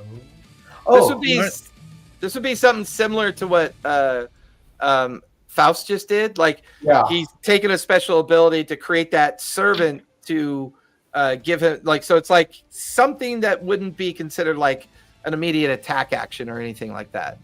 Yeah, I'm going to elemental incantation myself, which I mark as stress, but I'm going to choose between 4 elementals that I just infuse into my body, and it doesn't change. I keep it even if I go to beast form, which is cool. Okay. So in that case, I'm probably going to be offensive right now. So I'm going to use the fire incantation. Nice. So when an enemy in melee range deals damage to me, they will take 1d10 magic damage. Nice. All right, let me get a fire marker. They have to roll, it just happens. Oh no, I mark a stress. That's what I do. Okay. I will place a fire marker on you, so I know that is active. Oogie doogie. Got my D10 out. All right, is that everyone's prep? No. So Killarney, Killarney kind of like sneezes, and her sneeze turns first into like green spores, and then spores turn into beetles, and the beetles just start circling around her. Oh, I love it. That is so disgusting and so cool. Love it. Love it. I don't have a marker for that, so you'll have to track that one. All right, is that everybody? Yeah, I got nothing. All right, I'm going to spend my 2 fear. I'm immediately going to take the spotlight. I'm going to spend another 2 fear, and I'm going to activate their special ability, the Pack. They all get to move at the same time.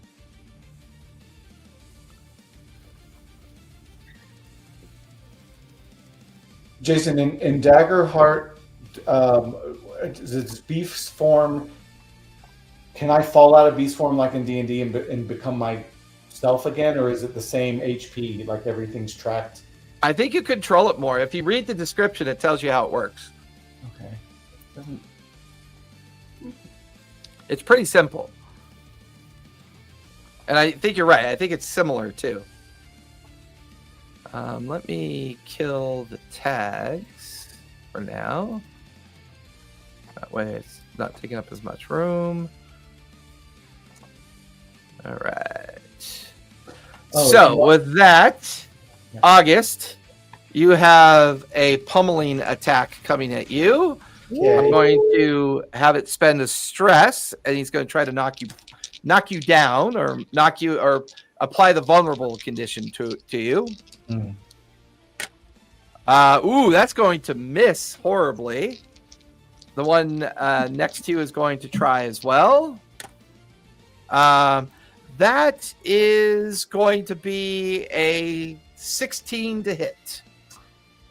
That will hit. Okay. That is going to be... Which I use my evasion, right? There's no additions. It's just that straight number. My evasion. Yeah, your evasion number. Okay, yeah. Unless you have a reaction you can cast because you've been hit. No, it's just about damage. What's that? It's all, my reaction's only about damage. Gotcha. That is going to be 13 points of physical damage. Oh, cool. I'm going to use an armor to reduce that to minor. Nice. And only take 1 hit point, and he will take 1d10 fire damage, or 1d10 magical damage. Because roll that 1d10. See how much damage he takes. 7, mofo. Nice. You watch as he pummels down into you, and sparks of flames arc off of you, catching his fur on fire, as he will take a minor wound from that one. Or I guess I could try to reduce the damage the same way, and instead of using armor, I use a hope, which is what my reaction helps me do. Correct. So it would cost you a hope to use it. Because I don't think I have many other things that use hope. So maybe that's valuable to use as far as resource. This is just me thinking out loud. I'm gonna do that. So I roll a d8, and hopefully I still reduce it by 4, because that's at least my go armor. for it. Yeah. 7. So still Nice. minor. Still minor, but I got to use a hope instead of armor. Gotcha. Okay. Cool. Good to know. Cool. Kalarni, a pummel attack coming at you. That is going to be an 18 plus 5 is a 23 to hit. And that is going to be 14 points of damage. Okay, so wait. So that's severe. So you look at damage? your threshold, and it'll tell you what threshold of damage it is. Yeah, so it's severe. So 14? Yes. Okay, so if I use 1 armor slot. It drops it down to major instead. And armor slots don't stack. The only time you can do more reduction with armor is if you have a special ability for it as a character.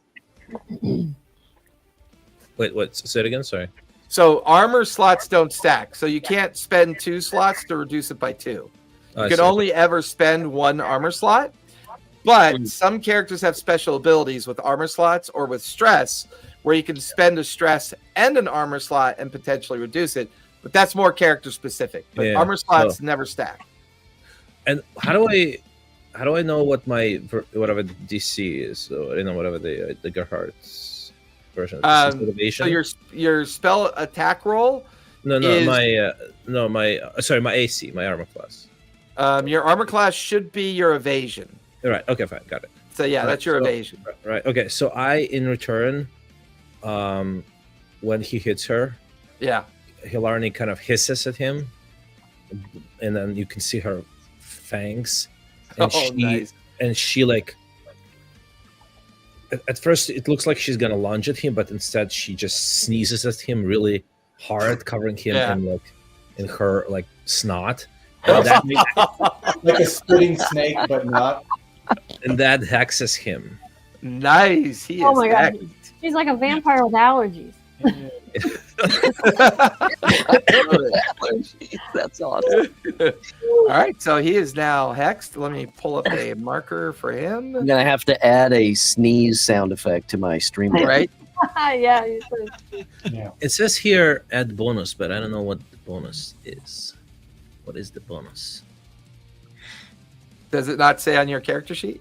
Ooh, heck. No, there's just like a little mark thing. And the hex. What is the Oh, bonus? what is that? Yeah, that's right. What is that hex bonus? Hold on, give me 1 second.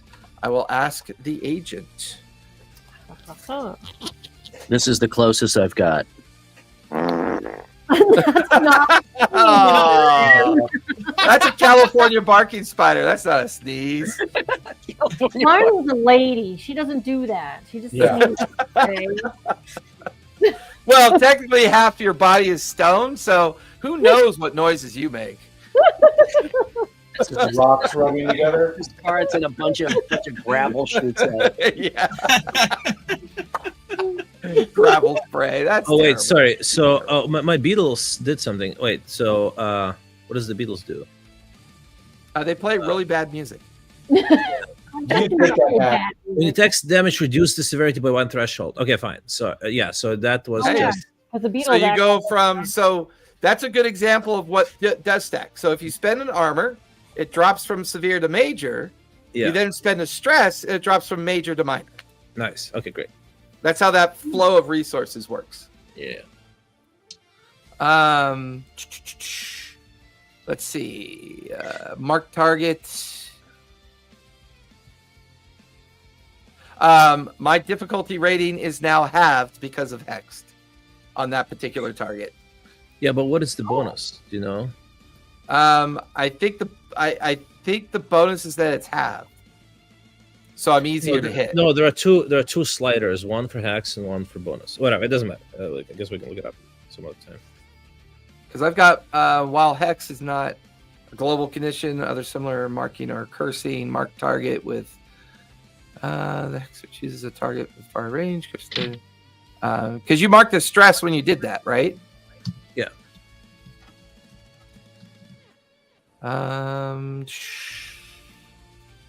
Oh, that's right. Your witch is from the void 1.5. That's right. Because that's new. The hex is new. We'll look at that later. But just for now, know that the hex effect. Action and damage rolls against a hexed creature gain a bonus equal to your tier. So you there get you go. +2 for your action and damage rolls against that creature. There you go. And you could spend a everybody? number of fear. No, just the witch. Okay. And GM, you could spend a fear equal to spellcasting trade.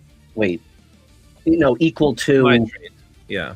your Killarney's trade to remove the hex. Correct. Which is Oh. 6 with a- So with that, Well, at least you can't remove it with just one fear. At least it costs him a bunch of fear. so because I missed on one of my attacks, I have to spend a fear to keep the spotlight. Otherwise, I should have handed it back over to spend you. away. Spend away.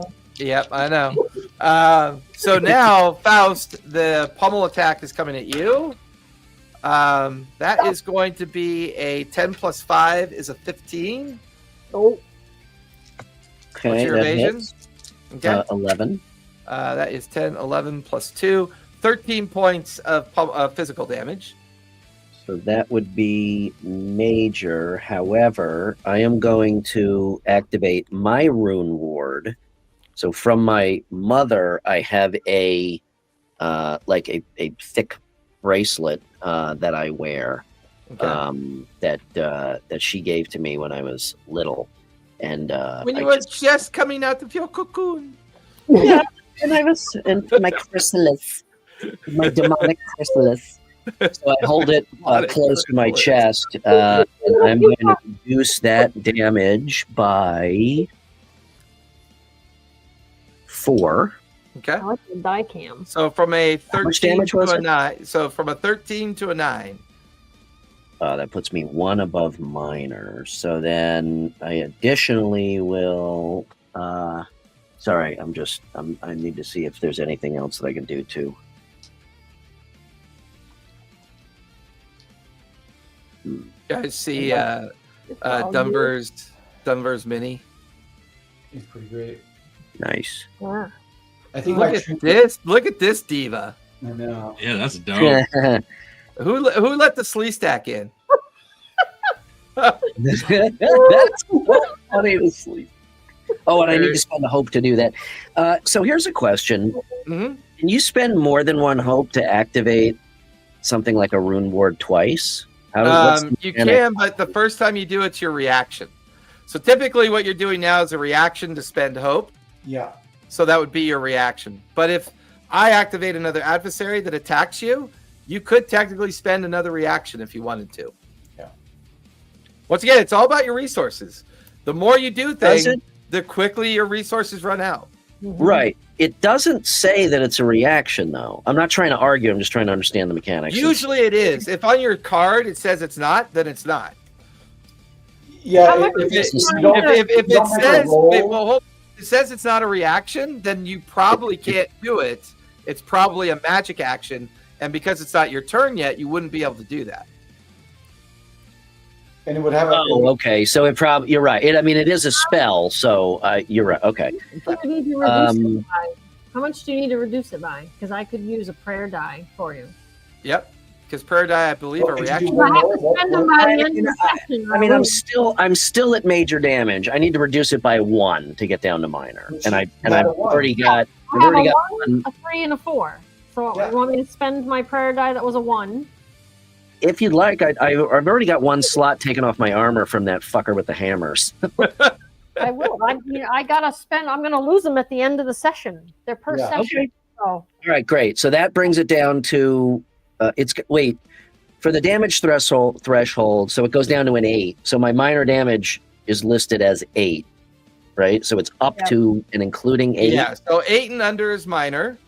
Okay. So and then your next number up is that number, and down to the 8 is major, and anything above that number is severe. Okay, so I take 1 hit point. Thank you, Invictus. I just burnt through 6 fear, so I am going to hand the spotlight back to you guys. All right, let's get them, guys. So I'm gonna start. Go for it. Just so people can move around, and I'm going to cast Vicious Entangle. Okay. So let me make a badass roll. Right. Because I get to add +5 to it because of my potion and stuff. Yep. It's +5 or +3? It's +3 for already, but +3 because of my potion. Yep. Oh, yeah. So 22 with hope. Yes, that definitely goes off. And how many does it affect?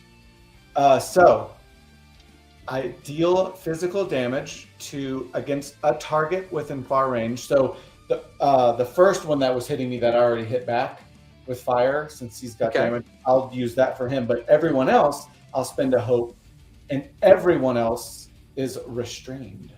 Nice. We actually have restraint. Wow, they're all restrained. Yeah. So let me roll a d8 and see how cool the damage is.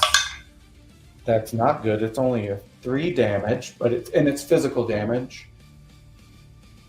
That will be 1 point to the one that was in base with you. Cool. What's the restraint? Just make it so they can't move. They can't move. They can still take actions, but since they're probably melee, you want to get away, you can, because they can't poly. Nice. Hopefully. There's also only one type of character in this game who gets opportunity attacks. Oh, really? I didn't even think about that. I forgot. Well, no. Any character that moves out of base can take a reaction to make an opportunity attack. Oh, okay. Yeah. Oh, okay. Oh, okay. So then, that was awesome. I'm going to. So because I started, I keep going, or can someone else be like, "Oh, I'm going to do a thing"? Oh, that was your action technically to cast the spell. Do you want to move? Well, I thought maybe this was in the beginning. In Daggerheart, until I roll a fear, I can keep going. I can do as many things. Well, no. The idea is that there's no initiative, so you get to do 2 things. You can move and take an action. You just took an action, which means now you can move, and because you rolled with hope, it means another player can go immediately after you. Right, like our side gets to keep going. Yeah, your side gets to keep going, not you as a character. Oh, okay. And then when can it come back around to me? When everyone else is gone, or everyone. or until they decide you're in a better position to do something, or it's kind of a can't do it in a row. I can't do it. I can't do two things in a row. But I like if Evictus goes, I could go again. If they all agree that it makes sense that you go again. Yeah. It's kind of like a. I mean, you can technically do two things in a row. So we've, if I may, we've gotten rid of initiative in one of the other games that D&D games that I play, and what it does is it's basically like, as a party, we just act in the best manner that suits the whole party. So like if somebody's going to buff, they go first, and then if somebody's going to entangle somebody or knock someone prone, then they go, then the melee attackers go. So it's really, there's no rule, it's just what is the best strategy. Either until one of you miss or until one of you roll with fear. Right, but you keep risking rolling fear and turning it back over to the DM. Correct. And then our side is done. And so would turning into a wolf be an action? It would technically be your action because your spell was your action, and now you get to move. Okay. If you want to move. Well, I mean, I could just get out of the way, I suppose, because I can always come back and clobber one of these guys, I guess. Do you want to move? Do you want to stay near? You want to go far? How far do you want to go? Oh, not super far. Just get away. They're restrained a bit, so. So if I put you here, that means you're close.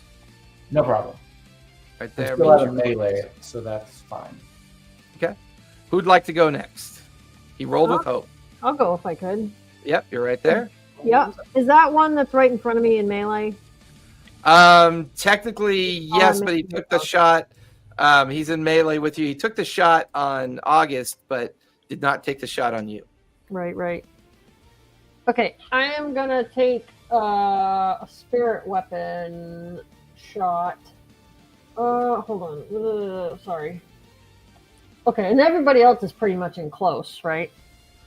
Everybody's in melee or close, yeah. Okay, so I have a what's my thing? I have a hallowed axe, which does magical damage. Nice. And I have spirit weapon, which is when I attack in melee with it, it actually flies from my hand to attack an adversary within close range and then returns to me like it's a giant freaking boomerang. Yeah. And all the apes are currently in close range of you. Okay, and then if I want to, I can actually mark a stress to target an additional adversary within the same range, within range with the same roll. So I can do one roll to attack two of them. Absolutely. Cool. Okay, I will do that. Keep in mind, you guys ate the food from the Broadwalk, so you should be adding a D6 to your attack rolls. Gotcha. Okay, so I'm going to mark a stress for going after an additional adversary, and I'm going to... I do like those two that are just like the guy that's right in front of me, and then the guy that's off to the left. Okay, perfect. These two right here. Correct. Okay, so let me add advantage on that, and we roll. And we roll 14 with hope. 14 with hope. Their difficulty rating is a 15. That's going to miss. Okay. But you did roll hope, so you can keep it going to the next person. Do you want to move before the next person goes? And that was with your D6? That was with the D6. Yeah, I got a 7, a 2, and a 2. Yeah, I'll back up a little bit. Maybe like, yeah, that looks good. I like that. Thank you. Maybe it's fucking hilarious. Who'd like to go next? I put her in a skirt. I'll go next. I'm going to leap into the air and fly. So I'm going to go up so that I'm, 30 feet or 25 feet, we'll say. That means you're close. Actually, I'll go into far range. I'll go 35 feet in the air. Okay, so you're now considered far. Okay, and then I'm going to cast Unleash Chaos. That's one of my favorite spells. We have the same thing. You and I have the same thing. Probably. Okay, so Why let me did I do mark, take one of my tokens off.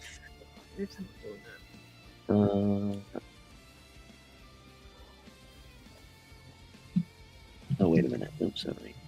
Oops, hold on. Okay, 2 tokens. All right, so I'm spending 1 token of my 2. What's a token? So at the beginning of the session, I place tokens equal to my spellcasting trait, which in this case is +2 for instinct, on the card. Perfect. I make a spellcasting roll against the target within far range and spend any number of those tokens to channel raw energy from within myself to unleash against them. On a success, I roll a number of d10s equal to the number of tokens spent. I can mark a stress to replenish this card with tokens up to my spellcasting trait. Yep. All right, so spellcasting trait with +3 for the potion that I took. And then you get to roll with advantage. So you have an extra d6 to roll. God, I keep forgetting to do things. Pisses me So off. a d6 +3 extra. And plus your spell modifier, which I think is your knowledge. No, for me it's instinct. Instinct, gotcha. Okay. You can add experiences if you want to, but they cost hope. My experiences wouldn't help in this regard. So. Hey, monkey, do I have a deal for you? Right? Oh, look at that! It's a crit. Oh! Nice. You get a. Sixes? And we're going to. Is that 3 6s? Yeah. Uber crit. Yeah. So it's 12 and 6 is 18 plus. So it's a 21 plus the crit. Yeah, but it's a crit automatically, so it automatically hits. Okay. It automatically takes effect. I'm Okay. going to let you max that out. So you would normally roll 2d10, right? No, I only spent 1 token, so it's a D10. So it would So you be get 10 to roll. Now you get to roll 2d10. Okay. No, sorry. We're going to use my max homebrew anyway. So you automatically do 10 points of damage. Okay. And now you can roll the additional 10.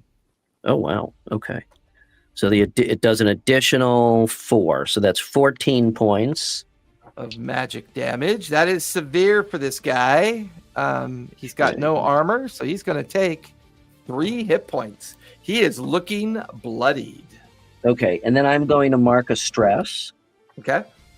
And I am going to manipulate magic. You remove a stress. Huh? So on a crit, you gain a hope and remove a stress, right? Correct. Cool. Oh, okay. So I gain a hope. I didn't have any stress, so there's nothing to remove. Now I'm spending a stress, and I'm going to manipulate magic. And that will allow me to hit an additional target within range. Nice. So that's, roll to hit. All right. So same thing with advantage. Yep, and with +3? advantage. Okay. Yep. All right. Okay, so that is 15, 18, again, 21 with hope. Yep, you earn a hope, and that will definitely hit. Roll for damage.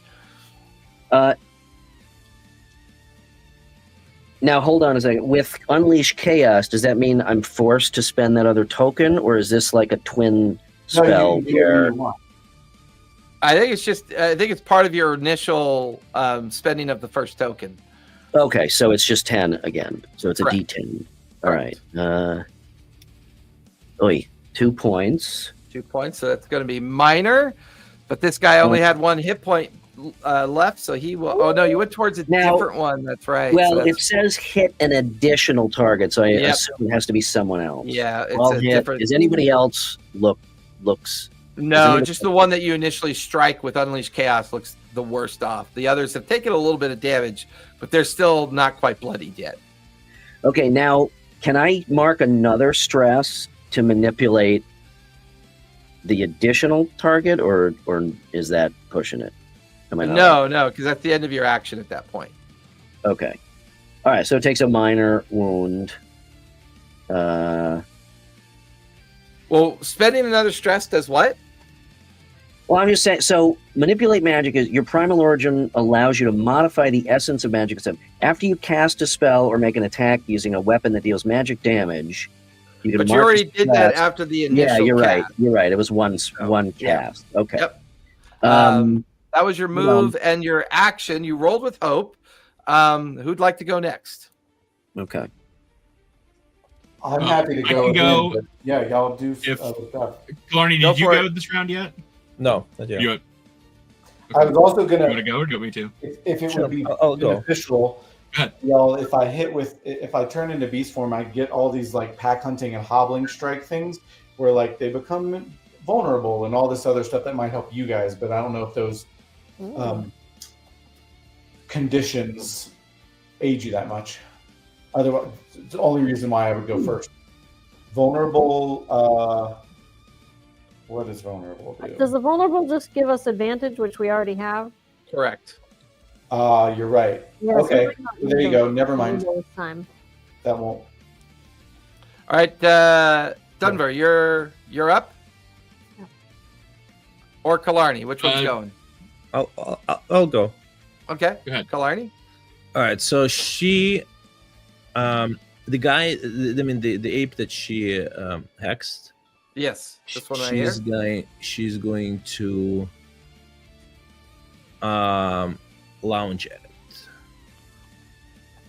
So You're inviting the ape to go to a lounge.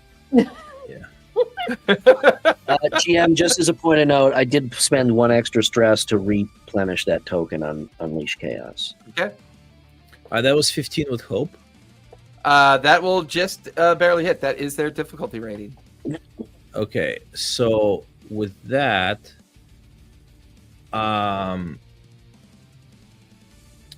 she is going to do a damage. Well, it's okay. So there's damage roll, but there's also feed. On successful Fags attack against living creature, you can mark stress to feed. Okay, so I guess it's additional to damage, right? Correct. So first I'll do the attack with so that's 13 with fangs. That is going to be major, so that's 2 points of damage. Already has a minor. And then I will also do what does it say? Fear. D20 fear. Oh, fear die. Okay, so that does that mean like you get a fear? If you do what activity? On successful fangs attacks against a living creature, you can mark a stress to feed. Place a number of tokens on this card equal to the number of hit points your target marks. So, I don't know what that means. How many hit points it has at the moment? No, it marked because of the damage. It marked 2. Right. So You get correct. 2 tokens. You get 2 tokens, right? So I put 2 tokens, and then I spend a token before an action roll to make your fear die a d20 instead. Oh, sweet. Instead of a D12. 20 or D12. Instead of a D12, yeah. Which means you can potentially roll up to 20 on that die instead of 12. But you got to do it on the fear die. Oh, I see. But it More is of a fear chance of die. fear But it being does gone. become a fear die, yeah. Yeah. I love the little scalable things like that. They're so cool. Because Yeah. then you're like, I guarantees me success that I hit, but it's also giving away the Higher spotlight. chance. Yeah. Much higher chance, yeah. Yeah. You should do that like last. Yeah, right. Yeah. So technically, because you fed from your lunge and you fed, you have 2 tokens. You can then spend those tokens prior to another attack I see. to Okay. Fine. feed, and that feed allows you to then replace one of your D12 fear die with a D20 fear die. Okay. And this one that you currently hexed is now very bloodied. Ooh, nice. Okay. But I can't do another attack, right? Because No, you can move though if you like.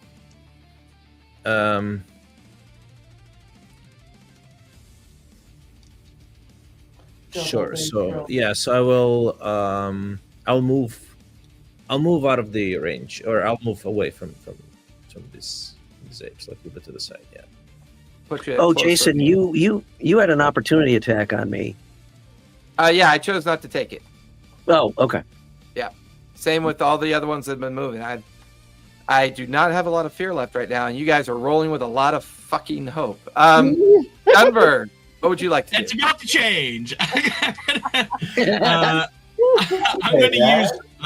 I'm gonna try charge, which is an ancestry feature that allows me to make an agility roll, and if it's successful, I can mark a stress to deal 1d12 to all targets within melee range. So yeah, if you run straight ahead, there will be 3 targets in melee range for you. Yeah.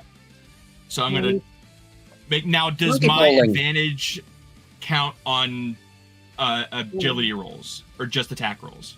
No, it's any roll that you make in the Ashen Bowl has advantage. Okay. So I get an advantage here. That's good. God damn it. So that is with the prayer die if you need it. I got a 3 or a 4 that you can add. If you need it. Oh no, I'm pretty sure he just rolled with fear. I know that tone. I did. Let me add 4 plus 6 is 10 plus 2 is 12. If we can get that over 15, well, does the agility? What do I need to do to succeed on an agility roll? What do you mean? What is he trying to? So for charge, if I succeed on an agility roll. Oh yeah, I set the DC. I put the DC as a 12 for you. Oh, awesome! Sweet. No, it's not a particularly challenging charge. You're right. You're within you're within very close range, and you charge right into 3 of the adversaries. So. For me, I put the DC at a 12 to successfully pull that off. Okay. Oh, and I got a 13 on it. So okay. Go ahead and roll damage on the D12. 3. Yeah. That's a 2. Does 2 damage to all of them. Wait, I can add to the damage if you want. Wait, can I do that? Wait. Reduce incoming damage. It just says add to a roll's result after the roll is made. Yep. That means you can add a prayer dice to any roll that's made, whether it's damage, attack, whatever. Yeah. Do you want a 3 or a 4? I mean, is it going to change? A 4. Yeah, you got it. I'll spend my 4. I don't know. Now hold on. What? I guess we don't know what their thresholds are. It doesn't help if that'll take me from a 2 to a 6. I feel like they're kind of low because I don't remember specifically what they are, but I know it's kind of hard to hit them. And then I thought when he described how much damage they were taking, like it was like their evasion was high, but their thresholds were kind of low. But does anybody remember what their thresholds were? But even at 6, even if it was 6, it'd have to be over 6 to get right. Yeah. And what did you roll? A 2? I will save you the brain power. No, they're minor. I will say that they're if you add any of those prayer dice, it's still going to be minor. Oh, okay. Oh, never mind then. But minor is enough to take out the one that Faust very bloodied. It'll turn the one in front of you from bloodied to very bloodied. Ooh. It'll be the first time this one takes damage. Okay. Now, does that count as my action? Yes. Okay. So now, let me just. And you'll begin to notice with your abilities as you guys read the cards, sometimes as the abilities get interpreted, they're sectional. So an ability might say, as you charge and as you successfully charge, you can then do additional this. And that's pretty much describing an entire action that you take to do that thing. So be very careful about how you read your card, because there could be multiple things in that card that you're able to do. So I have a question about my pack hunting, because he rolled a fear, so you're going to go. Correct. But when this says you can make an attack roll at the same target as an ally right before you, is that still the same? Like, if I go next time, does that still count if I go hit that? No, I would imagine you have to spend something to be able to do that. Oh no, I know. I'm just wondering about timing, because you're going to go. So what does? Well, but read what it says before me. Read what it says. on the same target as an ally right before me. Right, but now but it doesn't say anything about you doing it before me. So that now that the fear's been passed on to me, you now have to wait. Okay, I know I can't do it right now, but can I still attack that gorilla on If my he goes next turn? first. Because that Correct. was my ally's last target. Correct. Okay, so I can hit that guy. Okay, cool. Yeah. Got All it. right. So I'm going to I got a spend. question, Jace. Huh? I have a question. What? So my spirit, my midnight spirit, I can send it to make an attack also.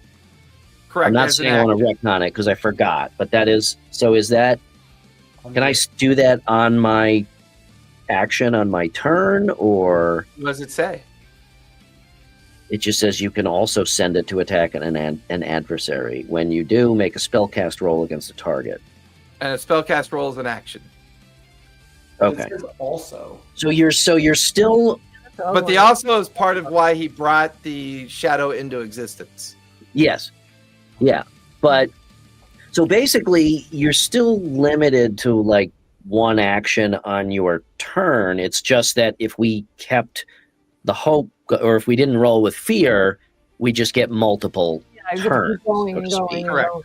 Yep. Okay, gotcha. So I'm going to spend a fear and take restrained off of this guy. I'm going to spend a fear to activate him. He's going to move into base with Invictus. He, however, is going to spend 2 stress. So he gets advantage on his attack roll. And he gets to do a special ability called Toss Your Enemy. What? Monkey stomp. So that's going to be a 22 to hit. Damn. So Is that Invictus a is projectile? that is going to be 12 points of physical damage. He then picks you up and throws you into August. Oh dear. So both August and Invictus, I need you to make agility rolls, please. Okay. Okay. Let me see if I have any. And these rolls do not earn hope or fear. Okay. Is there advantage on this? Yeah, any roll you make in the Ashen Bowl, you have a D6. Got it. Jason, did that Yeah. gorilla leave my No, he was the only Melee one not range? in base with you. okay. So that's a 17 with hope. Does the hope matter in this case? No, hope and fear don't count for this one. Okay. 17 will beat the DC, so you are not vulnerable, August. Woo! I got a 20. 20, you are not Nice. vulnerable Yay. as well. Okay, and you said it was 12 damage. I took. So I get to catch you because I'm probably like, how tall are you? I'm probably like 2 feet taller than you. Oh yeah, for So sure. I'm just like, oh, huggies. You're skinny and delicate. You're like a string bean. I'm going to spend another fear and remove restrained off this one. The damage that I took here, would have baby? been minor damage, but I'm going to spend an armor to negate it to none. Okay. He's going to spend his stress to do a toss as well. Yeah. That's going to be a 19 to hit. Oh, that hits. You need to entangle us so that he can't toss us. That is going to be 15 points of damage. I'm gonna mark an armor to reduce that. Okay. He's going to toss you up into Faust because he can toss up to far. So Faust, you see a flailing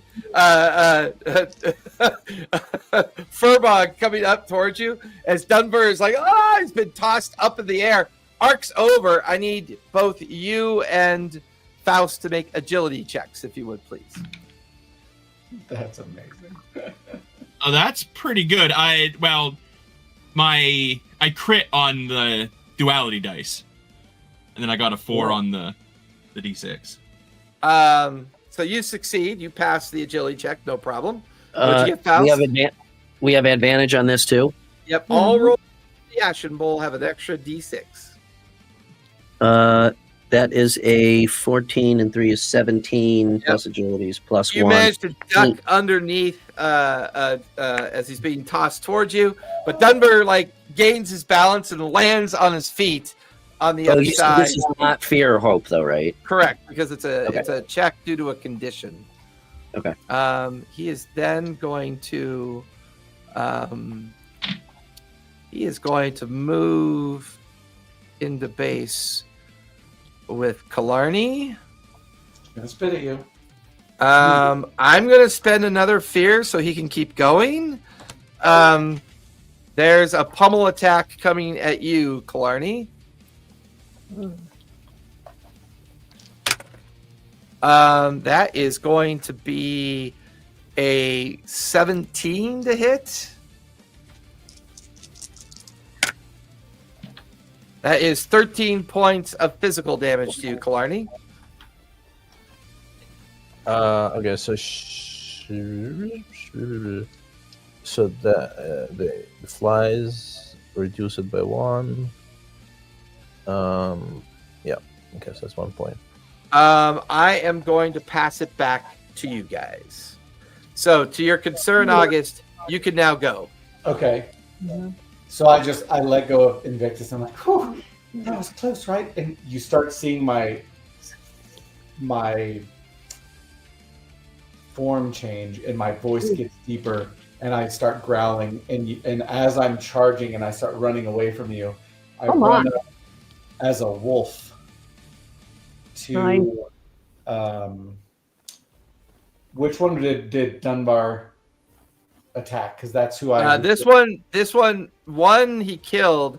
This one that's hexed is very bloodied now. Okay. And he did attack that one as well. We'll run up to him and do a thing. All right, let me hide August. I was trying to do the voice where I'm just like, oh, that was really good. But I was like, that's not going to come out really cool on. Are we live streaming this? Are people on the internet seeing me right now? Yep. Yes, they Terrible. Sorry, everybody. Oh, you're idiot. I've never been online before, by the way. Not like this. I've only been on Zoom calls. But it's really cool because when he transforms into the wolf, all of his fur is on fire. So the fire is still wreathing around him as he charges into base with the ape creature. So here we will attack, and I get pack hunting. So hopefully, if I hit, it's just an extra D8, which would be cool. Nice. Let's go. So that is, 27. But unfortunately, it's with fear. Nice. I will take it. Which that also means all of our turns will end, right? Yep. Damn it. Sorry, y'all. Dunbar goes, I know how you feel. It happens a lot with me. All of the time. I attack August. Can I attack August? Yeah. 3d8 plus 2 ain't so bad. So that's a lot of 11, damage. 12, 13 points of damage. Yeah, that is major. He will collapse in a bloody heap as well. Let's go. Monkey I would like it to toss him in my. You rake him back and forth with your mouth and kind of toss him up in the air as he just lands in a bloody heap on the ground. The crowd goes wild. Sorry, y'all. Damn it. That's all right. Oh, good. But got rid of one anyway. Oh yeah. So what happens with the DM? Do you only have one fear to do something now? You have nothing? Oh no, I've got plenty of fear. Oh. I don't know how else you get we it. keep rolling it. So I'm going to spend a fear to activate this guy and get in the base with Invictus. He's going to spend his final stress to do another toss. That's going to be a 19 to hit. Yep. That's only going to be 7 points of damage. But he is going to now throw you back towards the wolf. August and Invictus, give me another agility check. Okay. I should use my armor to get rid of that damage. Critical success. Whoa! Nice. You're good. 2 5s. Oh Man, Ben's rolling some mad doubles tonight. Yeah, well, We gotta send him to the craps table. God. 18. 18. You are not vulnerable either. As once again, like you two are tossed into each other, but you easily. I like hop up and catch you and then lick your face. That's cool. Like, ah! This guy's out of stress, so he is going to pummel you, Killarney. That's going to miss. It passes back to you guys. Hmm. Who would like to go next? Nice. I'll go. Okay. All right. I'm gonna shoot. Sorry, I'm going to shoot another monkey. Wrong accent. Wrong accent. Game. I'm in so many games that all of my accents together make a very crude Yeah. English. Yes, I would like to blast another monkey, please. You know, in certain sections of society, to blast a monkey has a completely different interpretation. Yes, Did that a lot as a teenager. I don't.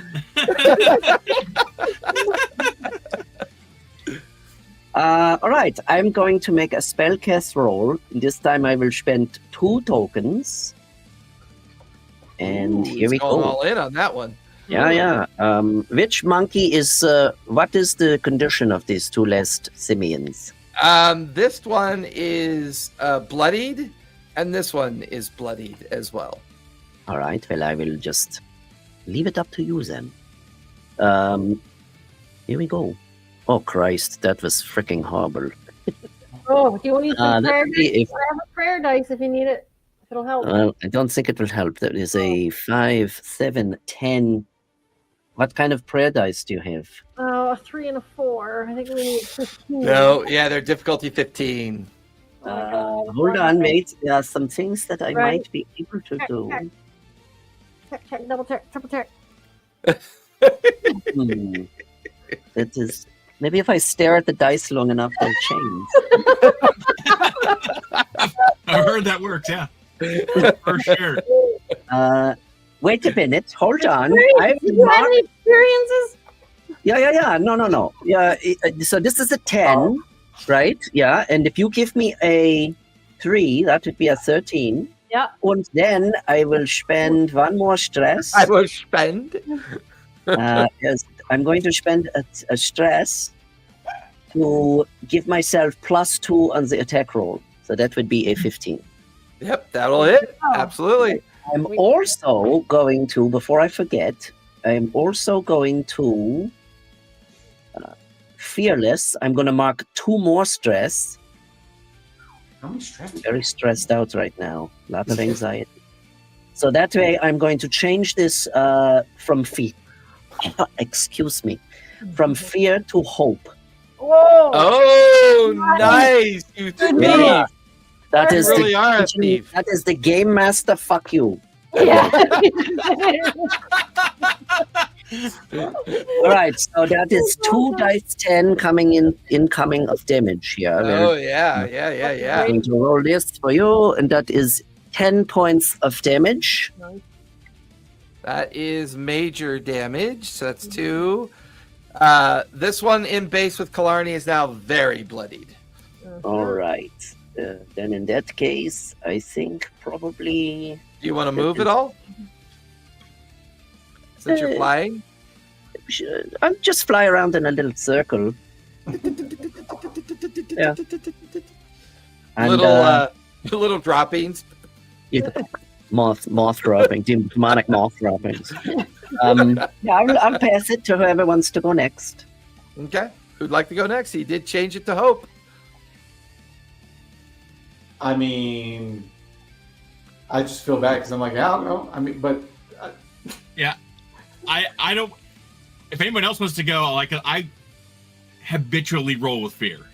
Like, it's me. That's no reason not to go. Yeah, right. That's not the appropriate meta that we're looking for. Yeah. I just All don't right, want anyone well- to get bored, but I'm never going to say no to doing something. I'll go ahead and attack the I could gorilla at send the my back of the room shadow there. to do, Yeah, do it. do an attack. You doing another Moving to charge base with attack, Dunbar? No, I'm just going to move into base with him. Okay. And I don't have to go reckless because I've already got advantage. Yep. I am just going to make a roll. Dun, dun, dun, dun. Okay, so that's not terrible. Still might not get me there though. With a I may need that paradigm. hope die after prayer die. Yeah. So I've got 10 plus 2 is 12 plus 2. Oh no, it's 3. I have plus 3 on my sword attack. Yep, that's 15. That hits. So it just gets me to 15. Yep, go That's for it. managed Roll with for hope. damage. And at this tier, you guys are rolling for physical damage. You're rolling two dice, right? Yep. Okay. Mine's just double 2d8. checking. Yep. Ooh, and I crit. 3 and 3 is 6, plus 3 is 9 points of damage. Yeah, that you don't crit on damage, but nice try. Oh, damn. Alright. But that is enough to make this one now very bloodied as well. So unless Clarny wants to sneeze in front of the guy that's in front of him, or something cool, I'm happy to run up behind it and maul the ever-loving crap out of it, Go for it. and just kind of surprise You get a Slayer the dice. gorilla. And I mean, we know you're trying to impress the witch. I mean, that's how it works, Gil. well, the good thing is, I mean, I definitely hit it, and with hope. So Nice. yay! It's the whole you vampire. guys are just killing it with hope right now. I know. I wish in my beast form there was something to use hope for. That would be cool, but I'm gonna like max out soon if I don't use it. So damage is 8, 9, 10, 11, 12, 13, 14. 14. That's severe for it. That one will drop to a bloody mess to the ground.